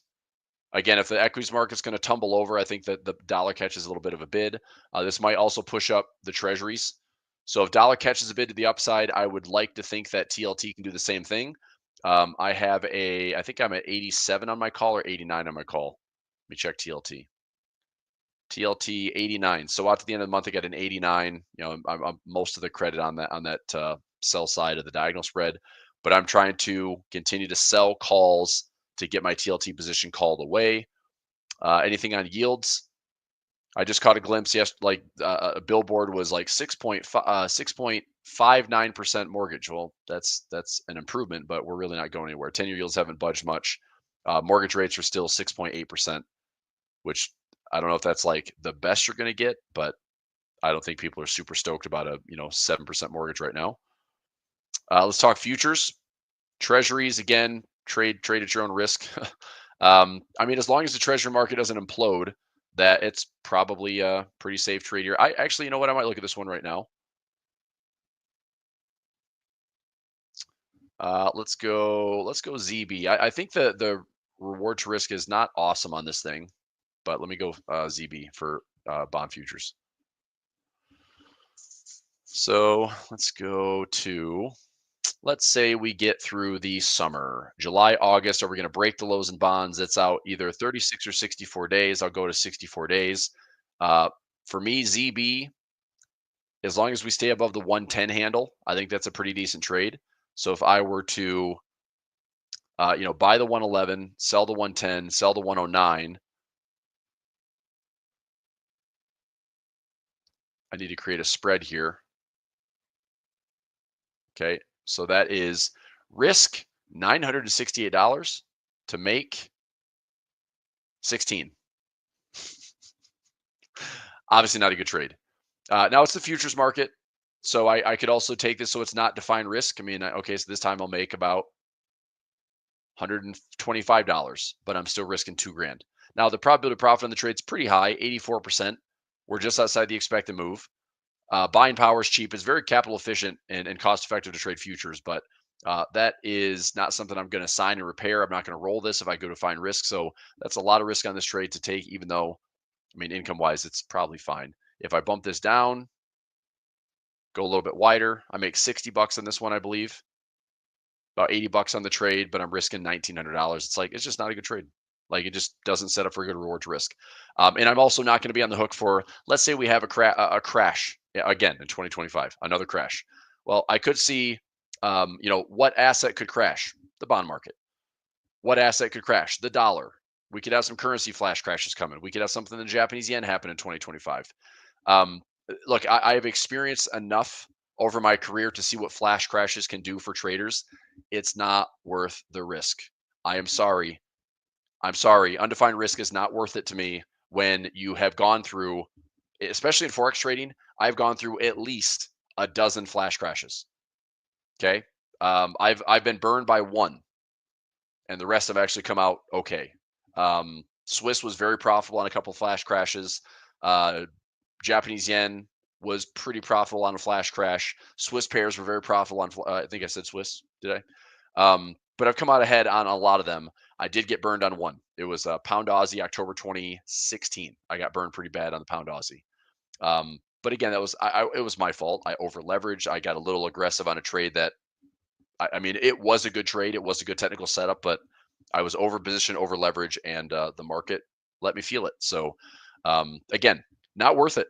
So even here, trading options, which I love, undefined risk, you can do everything right for months and months and months. One little move that gets you stuck in an undefined risk trade, and the risk is too great, you'll get busted up. You'll give back months and months of profit.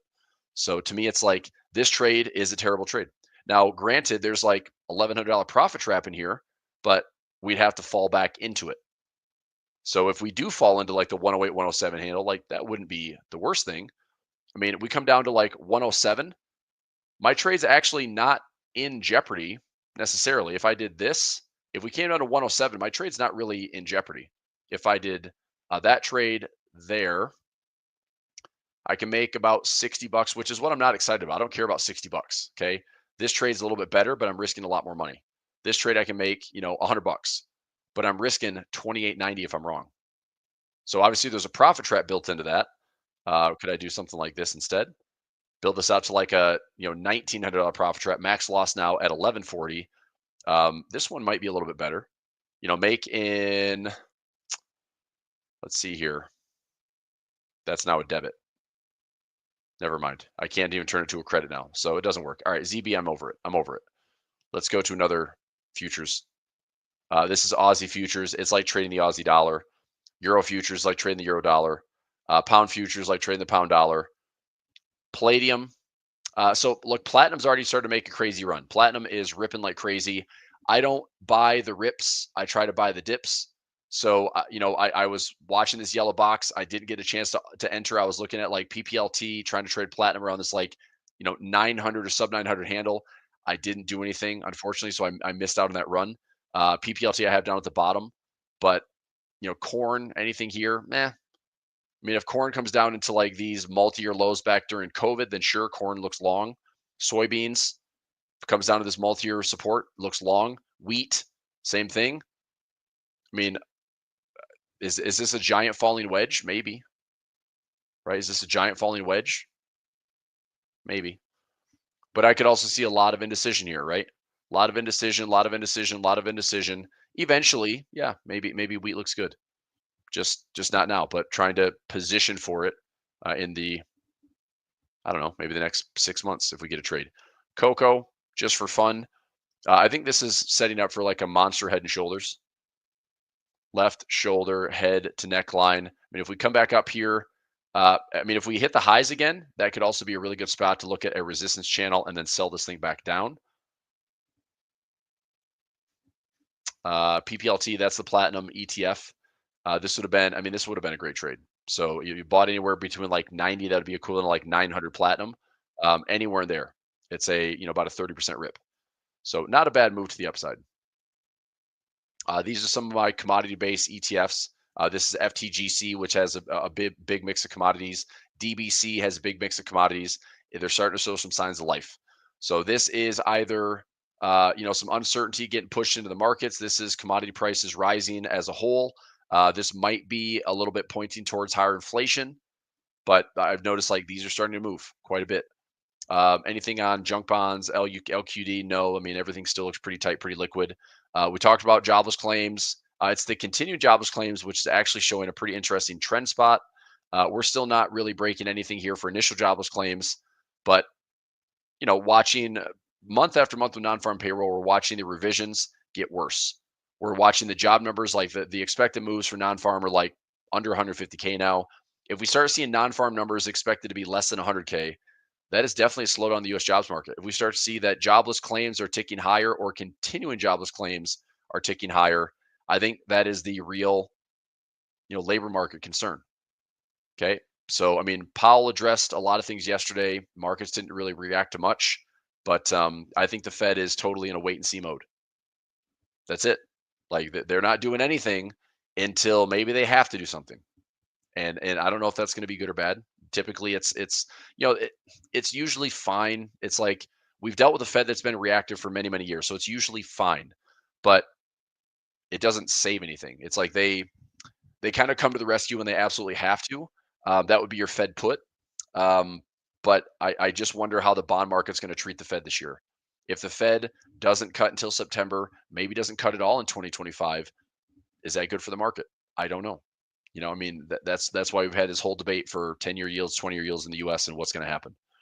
So this is a bit of a point where it's like, okay, we had a lot of consolidation and we're just starting to trend higher. So jobless claims, continued jobless claims, something to watch. I wouldn't say it's problematic yet, right? We're not getting like this aggressive trend or anything, but it's at least a point that I'd say, well, I mean, that's definitely trending higher. From this low back in 2022 to now, we have been trending higher. So question is it going to keep escalating? Time will tell. Let's see here. Unemployment rate, core PCE. This is what the argument is, like the Fed is restrictive. 4.5% interest rates with a 2.5 core. I mean, we have like a 2% buffer and restrictive policy. I don't think they're going to rate hike. I think that was said by Powell yesterday is, hiking is not a base case. I don't think they want to hike. I think they just don't want to cut. They don't want to cut too soon. They saw the bond market react adversely last year when yields went up as they cut 100 basis points. Okay. China's dropping. CQQ dropping. Alibaba down. Baidu is down. FXI down. KWeb, JD. Okay. China's turned a little bit the last couple of days. This is Schwab dividend. This is Schwab growth. This is advanced decline. Let's go to the stocks above the 50-day, retreating a little bit. Stocks above the 200-day, retreating a little bit. NASDAQ retreating a little bit on the 50-day. We still have 61% of NASDAQ stocks above the 200. Individual stocks, nothing's open today. Did everyone see the big drops yesterday? I think it was Visa, MasterCard, PayPal down big in financials. Stable coins. This news on stable coins, if it's going to let basically retailers offer customers a new way to pay, that hurts the middlemen. So that was a big drop yesterday. I'm looking at that thing. That's a big drop on Visa. I'm surprising Amex was up. Are they the one credit card that's like, we do stable coins too? Johnson & Johnson, where's my MasterCard? Yeah, MasterCard down a lot yesterday. Visa down a lot yesterday. PayPal took a pretty nasty spill. I've got a PayPal trade on both ways. So if we get down to like $63 or $62, I should have a nice winner on PayPal. What else? Progressive, all the way back down to the 200 moving average. I have a ratio spread on Progressive down to like the I think it's the 220 or 210. Let me check that here. PGR. A 220 by 210 and a 195 by 190. Yep. So 220 by 220 by 210 and a 195 by 190 ratio spread. So right here. PGR. There it is. Oops. So ratio spread. Keep an eye on those. Hopefully this 200 moving average continues to offer some really strong support. CB, same thing. If it dips a little bit lower, I might take a stab at this one as well. Palantir up near highs. I mean, 2 days ago was at all-time highs. I still like a dipper pullback. I have some, way out of the money option trades, some ratio spreads. Is that it? I might have more. Maybe some naked puts. Palantir. 1111 and a ratio spread. So it's up some profit. That's good. That's it. Like I haven't really owned a lot of Palantir. which I know I've missed out on a lot of profit for that reason, but I've still generated, plenty of money the last 2 years now on just trading options. So it may not be perfect or pretty, but still gets the job done.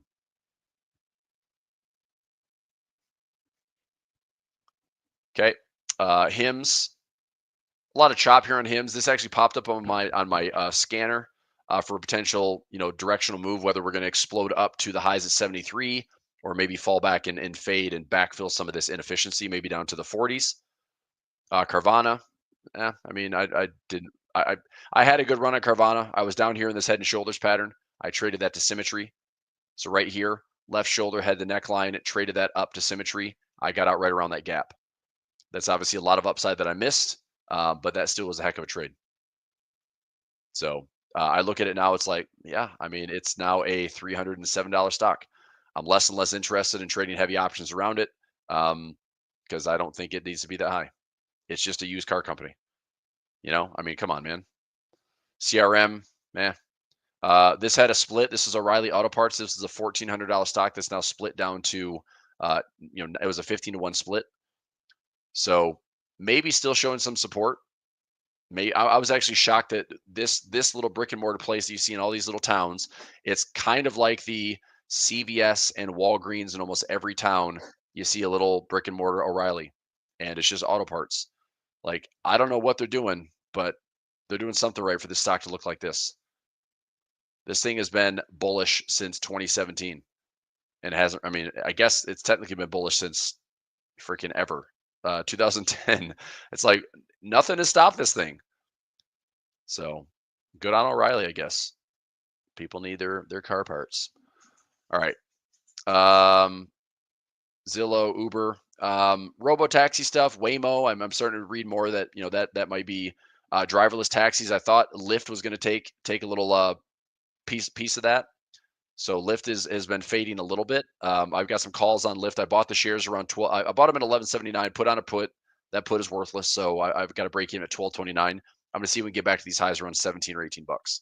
Sector wise, not super excited about sectors unless we get some pullbacks. I mean, communication services, I'm not buying highs. Okay. Consumer discretionary, probably my least favorite. If the consumer pulls back, this one's going to feel it the most. So I'm probably going to stay out of this one for now. This is consumer staples. If we come down and test support around $75, I'll take a stab at that one. Energy, obviously, energy prices have gone up in that squeeze. So my naked puts are doing fine on XLE. XLF financials, maybe a range, maybe gets the highs with the S&P, but I'd rather trade the S&P. Healthcare, I actually do like this sector. Johnson & Johnson, Pfizer, XLV, I'm in some ratio spreads here.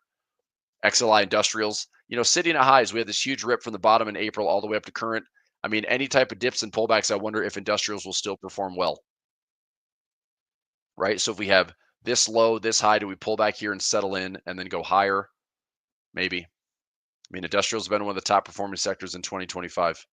So if we get a pullback, I'll draw a fib here. If we get a pullback, doesn't have to be anything massive, but maybe a 38 to 50% pullback. 38, 50% pullback. If that happens, try to retest the highs. Basic materials, same thing. Low to high, do we get a pullback? I hope we do.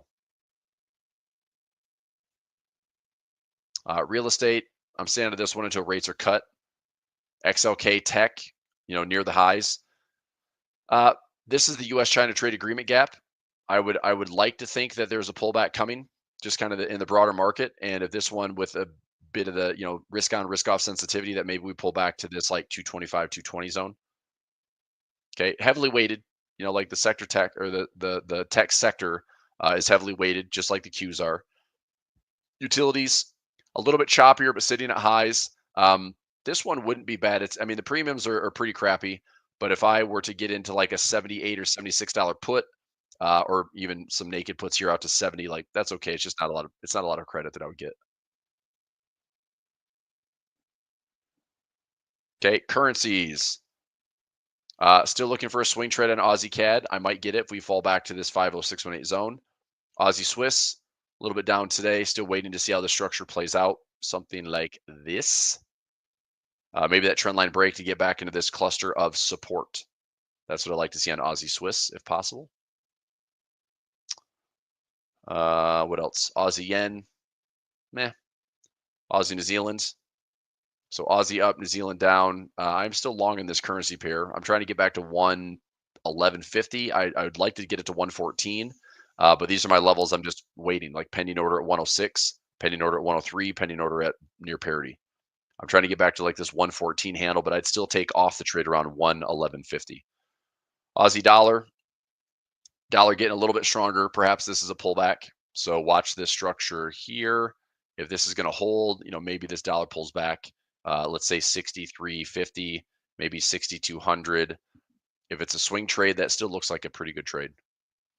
That looks like a good trade to me.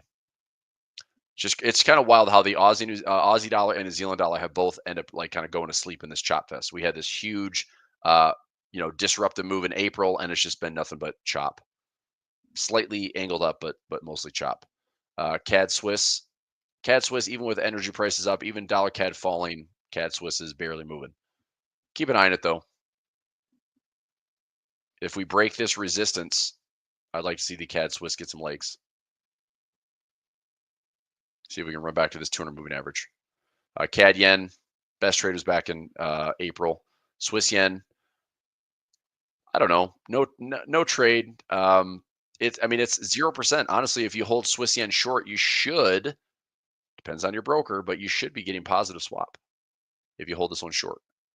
So I think on a positive note, this one now having like 0.5% JPY swap or interest rates to 0% Swiss, is it possible that this thing runs up into these highs, rolls over, comes all the way back down to the lows? This is officially on my radar. I might actually take a trade here on the Swiss yen, but definitely with a stop loss.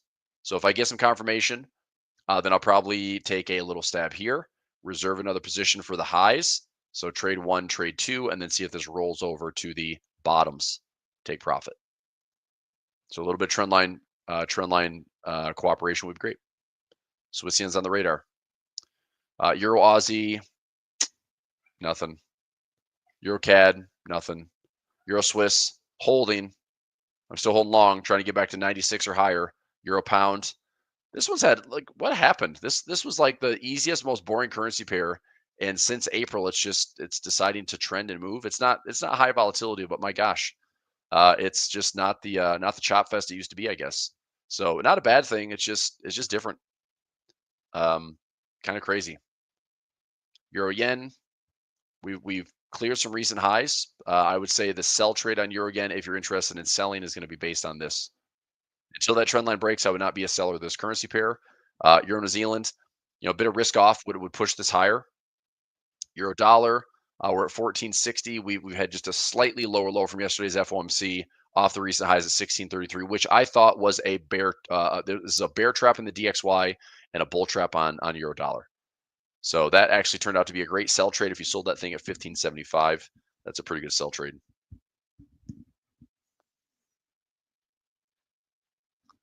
Pound Aussie, equal lows if you bought. I didn't touch it. Pound CAD, no trade. Pound Swiss, I did go long pound Swiss. So I went long yesterday. It's up a little bit. See if we can get a little bit higher in this one. That'd be nice. Grab a few bucks on pound Swiss. Pound yen, it's just a big chop. This high, this low, it's just a bunch of back and forth. If you're scalping it, great. It's probably, 100, 150 pips daily trading range. So there could be some short-term opportunities, but unless you're going to be that trader grinding and scalping this thing, like I wouldn't touch this. Pound New Zealand, equal lows. Bought this thing at 22.50. Pretty good entry to try to get back to maybe 27.50. Not a bad trade. Pound dollar, haven't broken the trend line yet. Maybe a topping pattern in the making. Euro dollar, pound dollar looking a little bit better for maybe a top. I haven't liked the pound dollar in a while because it's been reluctant to go down. But maybe we roll on the right-hand side of this trend line. I'll keep an eye on that one. New Zealand CAD, I'm still looking for a swing trade, 50618, back around 8100 to 8020. Haven't gotten those filled yet. New Zealand Swiss, still holding. Entries at the lows, trying to get back into clustered support, resistance area at the 200 at 50, 70. New Zealand yen, meh. New Zealand dollar, a little bit of a pullback. Maybe we revisit 58.60. Maybe we pull back a little bit more. I could see this being a pretty good trade. I'm not selling it. I'm saying looking for a bounce here. Look for a bounce in here, trade it back to the highs. Just a range trade. If it comes back down to the lows again, I'd still like buying this pair. Okay. The Bank of New Zealand has cut a fair amount. I mean, the Fed is like the first to talk about cuts, the last to do it. The first to talk about the hikes, and maybe the last to do it. I don't know. It's weird. It's weird how much mileage the Fed can get out of the markets without ever having to do anything. Meanwhile, other central banks are moving way ahead of them. Dollar CAD pivoted pretty hard the last 3 days. Okay, I was hoping that the dollar CAD. Lee, were you the one asking about dollar CAD before? I was planning on trying to scale in a dollar cost average into dollar CAD if we hit 34, 33, 32. I was looking to scale in and start building a position. It just pivoted hard here around 35.50. So I'm not in it yet. Not in it yet, but maybe this is a retest of the trend line and then a rejection. Maybe. Dollar Swiss off the lows. Let's see if this continues to push higher. Dollar yen off the lows. Maybe keep an eye on this one. If the dollar yen breaks that trend line, be careful. But I wouldn't be terribly surprised to see dollar yen, head back up. Maybe this is a big channel. Maybe this is a big bear flag type trade, right? Maybe. But I do wonder if the Japanese yen is going to be on. I don't know, on the radar for some type of big move, some type of fundamental shift and slide. If the Fed starts cutting, the Bank of Japan is holding steady at 0.5, but they did pivot pretty hard on bonds. I mean, their yields have gone down a decent amount. If you look at the Japanese yen 10-year, so we topped out around 1.6, and we've gone a little bit lower. The 30-year, I think, or the Japanese JP 30-year. So the Japanese 30-year pivoted pretty hard. That was a 3.2. Now it's down to 2.9. That's a 30 basis points drop. So I think the BOJ is kind of back into like a pause, or even getting a little bit more dovish with their narrative. I don't think they're cutting necessarily, but they're just not talking about raising rates anymore. Okay. What else? Bunch of stocks here, random stuff.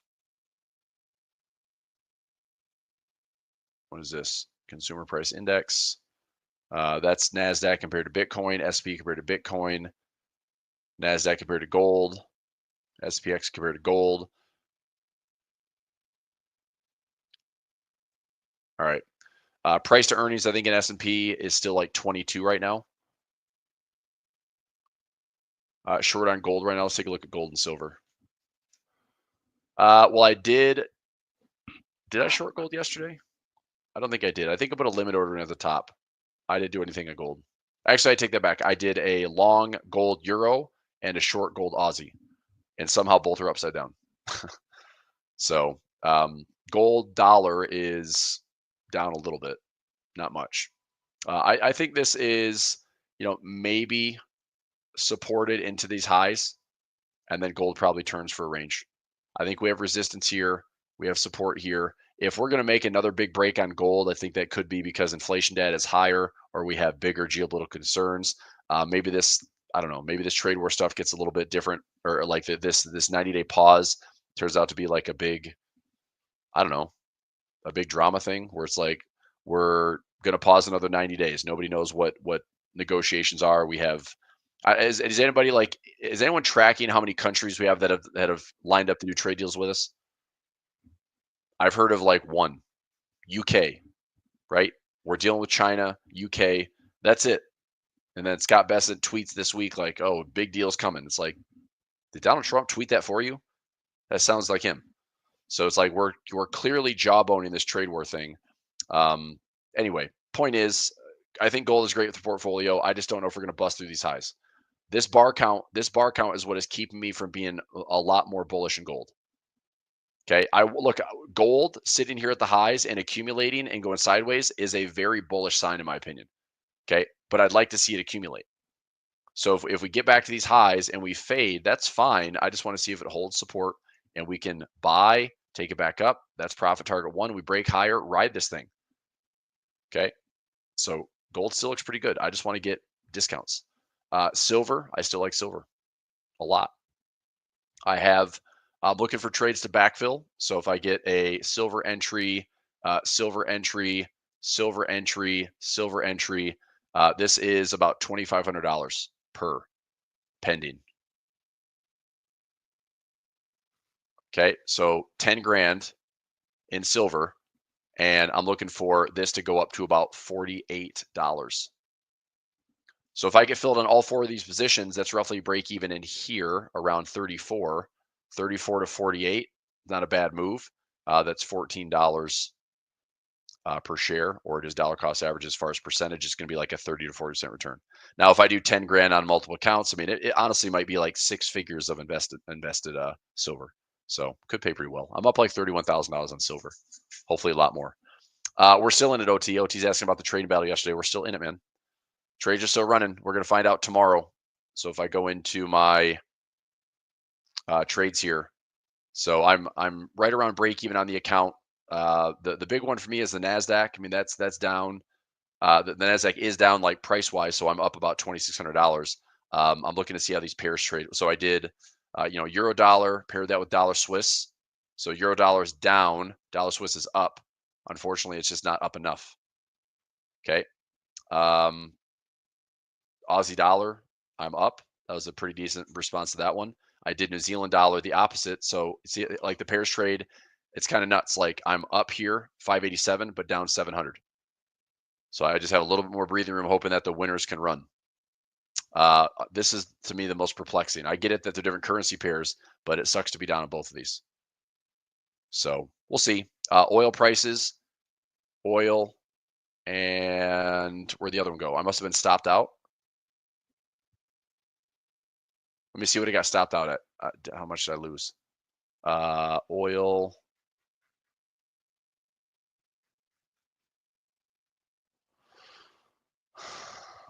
There it is. UK. Did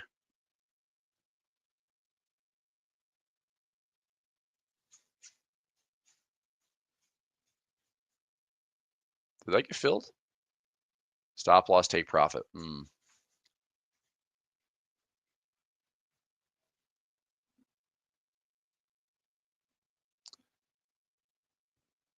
Okay. Anyway, I thought I had a Brent, and yeah, so that's Brent. I'm looking at US oil. Oh, they're both there. Never mind. Okay, so UK oil is up $720 and US oil is down 342. So that pairs trade is working out fine. The China deal went through. No, it didn't. It didn't. This whole thing's not done. We're not done with China. Okay. Trump tweeting that it's done. It's not done. There's still more to go. We gave them another pause. Like there's another pause until August. There's another pause, probably another 90 days after that. That's what I think the whole world's going to get come July, 9th or 10th or whatever that first 90-day pause is. The whole world's going to get another big window. So it's not done. Look, you can't ink global trade deals in 90 days. So it's not done. Yeah.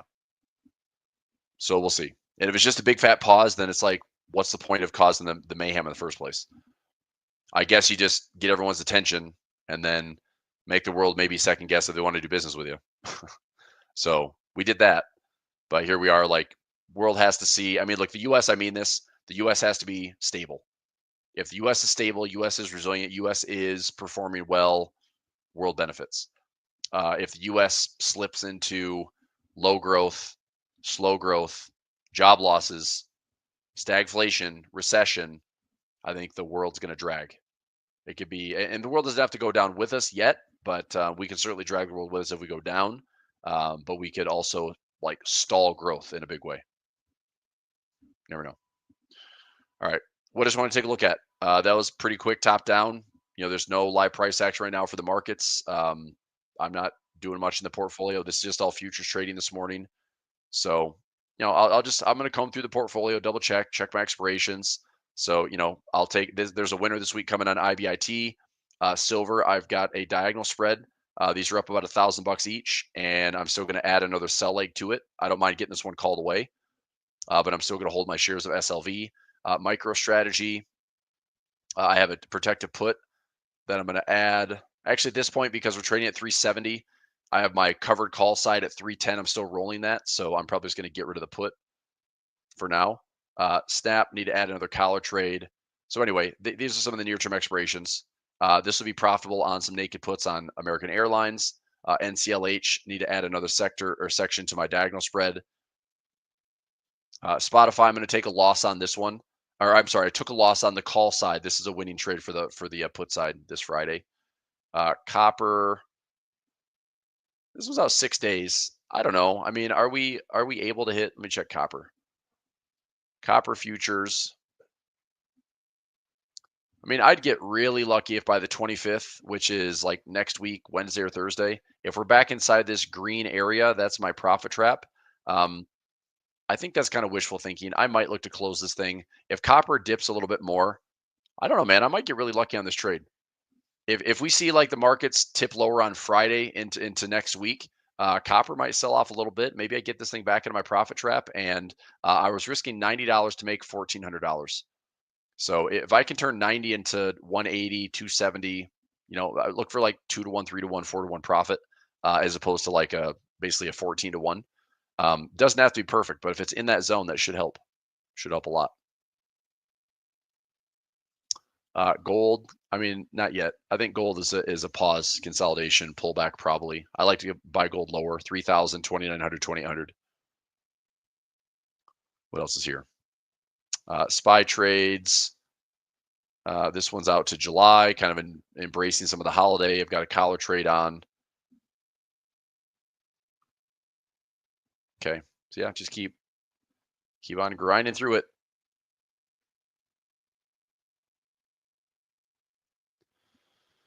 Okay, any other questions for me?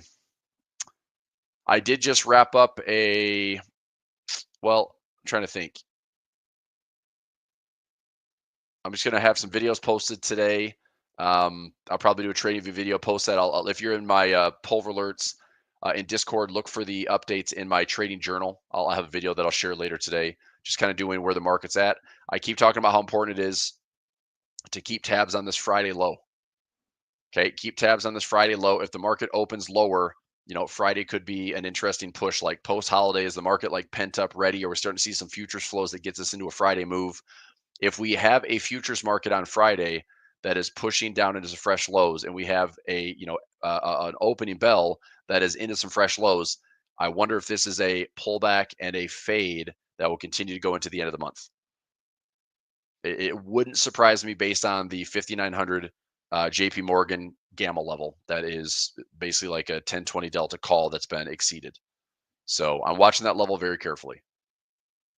Dollar Swiss, yep, dollar Swiss was up a little bit today. Not much though. I mean, I like dollar Swiss. I like it a lot better on the right side of the trend line. So I'm personally long dollar Swiss. Break even's around 85. I'm trying to get to 87.50. I'm waiting to add more to it on the right hand side of the trend line. I just want a bit more confirmation. I do have trades in if they hit the lows. We haven't hit 80 yet, the round number, but I do have a pending order around 80. But I'm just trying to look at the right side, get some confirmation, stack up some buy stops, and then get paid at that pocket. That's my play. So initially, I took a bunch of profit at 92. That trade's done. Now I'm looking to get back to this halfway point. If it goes to the highs again, great. I'll probably let it go earlier though. Somebody asked about the Dow. Let's go DIA. Dow, Russell, NASDAQ, S&P. I love some pullbacks. Doesn't have to be much. Pull back to equal lows, pull back to this U.S.-China trade agreement gap. Find a little bit of equilibrium here, right? We go low, high-ish, kind of a rising wedge pattern. That's what I see a lot of these doing right now. It's like we have this kind of extended move. And if we are testing the break of this, if we break this level, we just go back to where it starts. A pretty classical rising wedge would be this. If the market is going up, up, up, up, up, up, up, and you just connect the dots. Okay, usually when this breaks, it falls to this level. That's it. Usually that's enough. That's the support, and then the market, works its way back up. So to me, a rising wedge is just a nice correction opportunity, and then that to me is position for buys. So I just want to see a bit more of a rollover and correction. That's Dow. Russell could be similar. Maybe a bit more volatility, less of a rising wedge, but you go SPYs and Qs, it's really like rising wedge territory on both of these. So I don't know. It has room. It has room to roll over. I don't know if it's going to. I think it will. I'm not guessing. It's like if it does, it does. If it doesn't, okay, we're just in this weird, like the market won't go down. It refuses to go down. So we've seen it before. We've definitely had years where the market refuses to go down. But keep an eye on it. I'm telling you, watch this for Friday. If the market is breaking this Friday low, this is last week Friday. If we break this low, there's open space to fall. It doesn't have to happen all in one day. Obviously, it probably won't happen all in one day. But if we're in this space, there's room to fall into gaps and corrections. Okay. But I'm curious what 59, 58, even 57. I'm curious how well I can get positioned for a nice little income trade. I'll probably do some naked puts on the SPY. I'll probably do some naked puts on the Qs. I'll probably do some naked puts on the Dow because I want to allocate on a pullback. Okay, so keep an eye on that. All right, everybody, I'm going to let you go for today. Thanks for being with us. Do we have anybody coming up next? Team, Chandler, James, anybody up next? Am I the Juneteenth closer? Any other questions? Did I miss anything? CAD Yen? Yeah, we looked at that one. CAD Yen. Best time to buy was in April. Now it's, I mean, if it gets above the trend line, maybe some scalping. I don't know. I don't love it. My best trade was buying it low. There's some resistance up here. There's room. If we have risk on, that's the trade. If we have a bunch of indecision, then probably expect a bunch of chop. That's a hard trade. To me, that's a hard trade. Like the Japanese yen is best traded when the whole basket is telling you what it's going to do, not one pair. If the CAD yen is sideways, Aussie yen is down, dollar yen is up, I hate the yen. The yen is usually such a good basket to be like strongly correlated that you're just trying to find like these big windows of everything's lined up as support, everything's at resistance and overbought. Then the Japanese yen really behaves. But individually, unless you're like scalping pound yen, I really don't like the yens that much. Okay, Wesley, come in. You just come in late. We just did Dow. US 30, we just did it. I'm looking for a bit of a pullback. Gold, yep, we did it. Who's coming in late, man? Gold, I mean, if we are using this is a 21 period moving average. If we're using that as support, it's fine. I just don't think we're going too much higher than 3,500. So to me, if you are long on gold, just be cautious of that high because this could turn and head right back down to the range lows. So I personally am rather waiting for a pullback into here before I start getting new gold longs. I haven't been chasing this up at all. Okay, the only new trade that I took on gold was a GLD put position. I sold a 270 put and sold a 260 put. That's it, and then I hedged it. So, okay, I'll let you go. I need some coffee. All right, have a good rest of the day, everybody. We'll see you soon. Thanks, bye. Thanks again for watching today's show. Our goal at A1 Trading is to continue to share free value to our audience through daily videos and articles, keeping you up to date with the latest market coverage. If you enjoy our content, make sure to subscribe for more. From all of us at A1 Trading, have a great day, and we'll see you next time.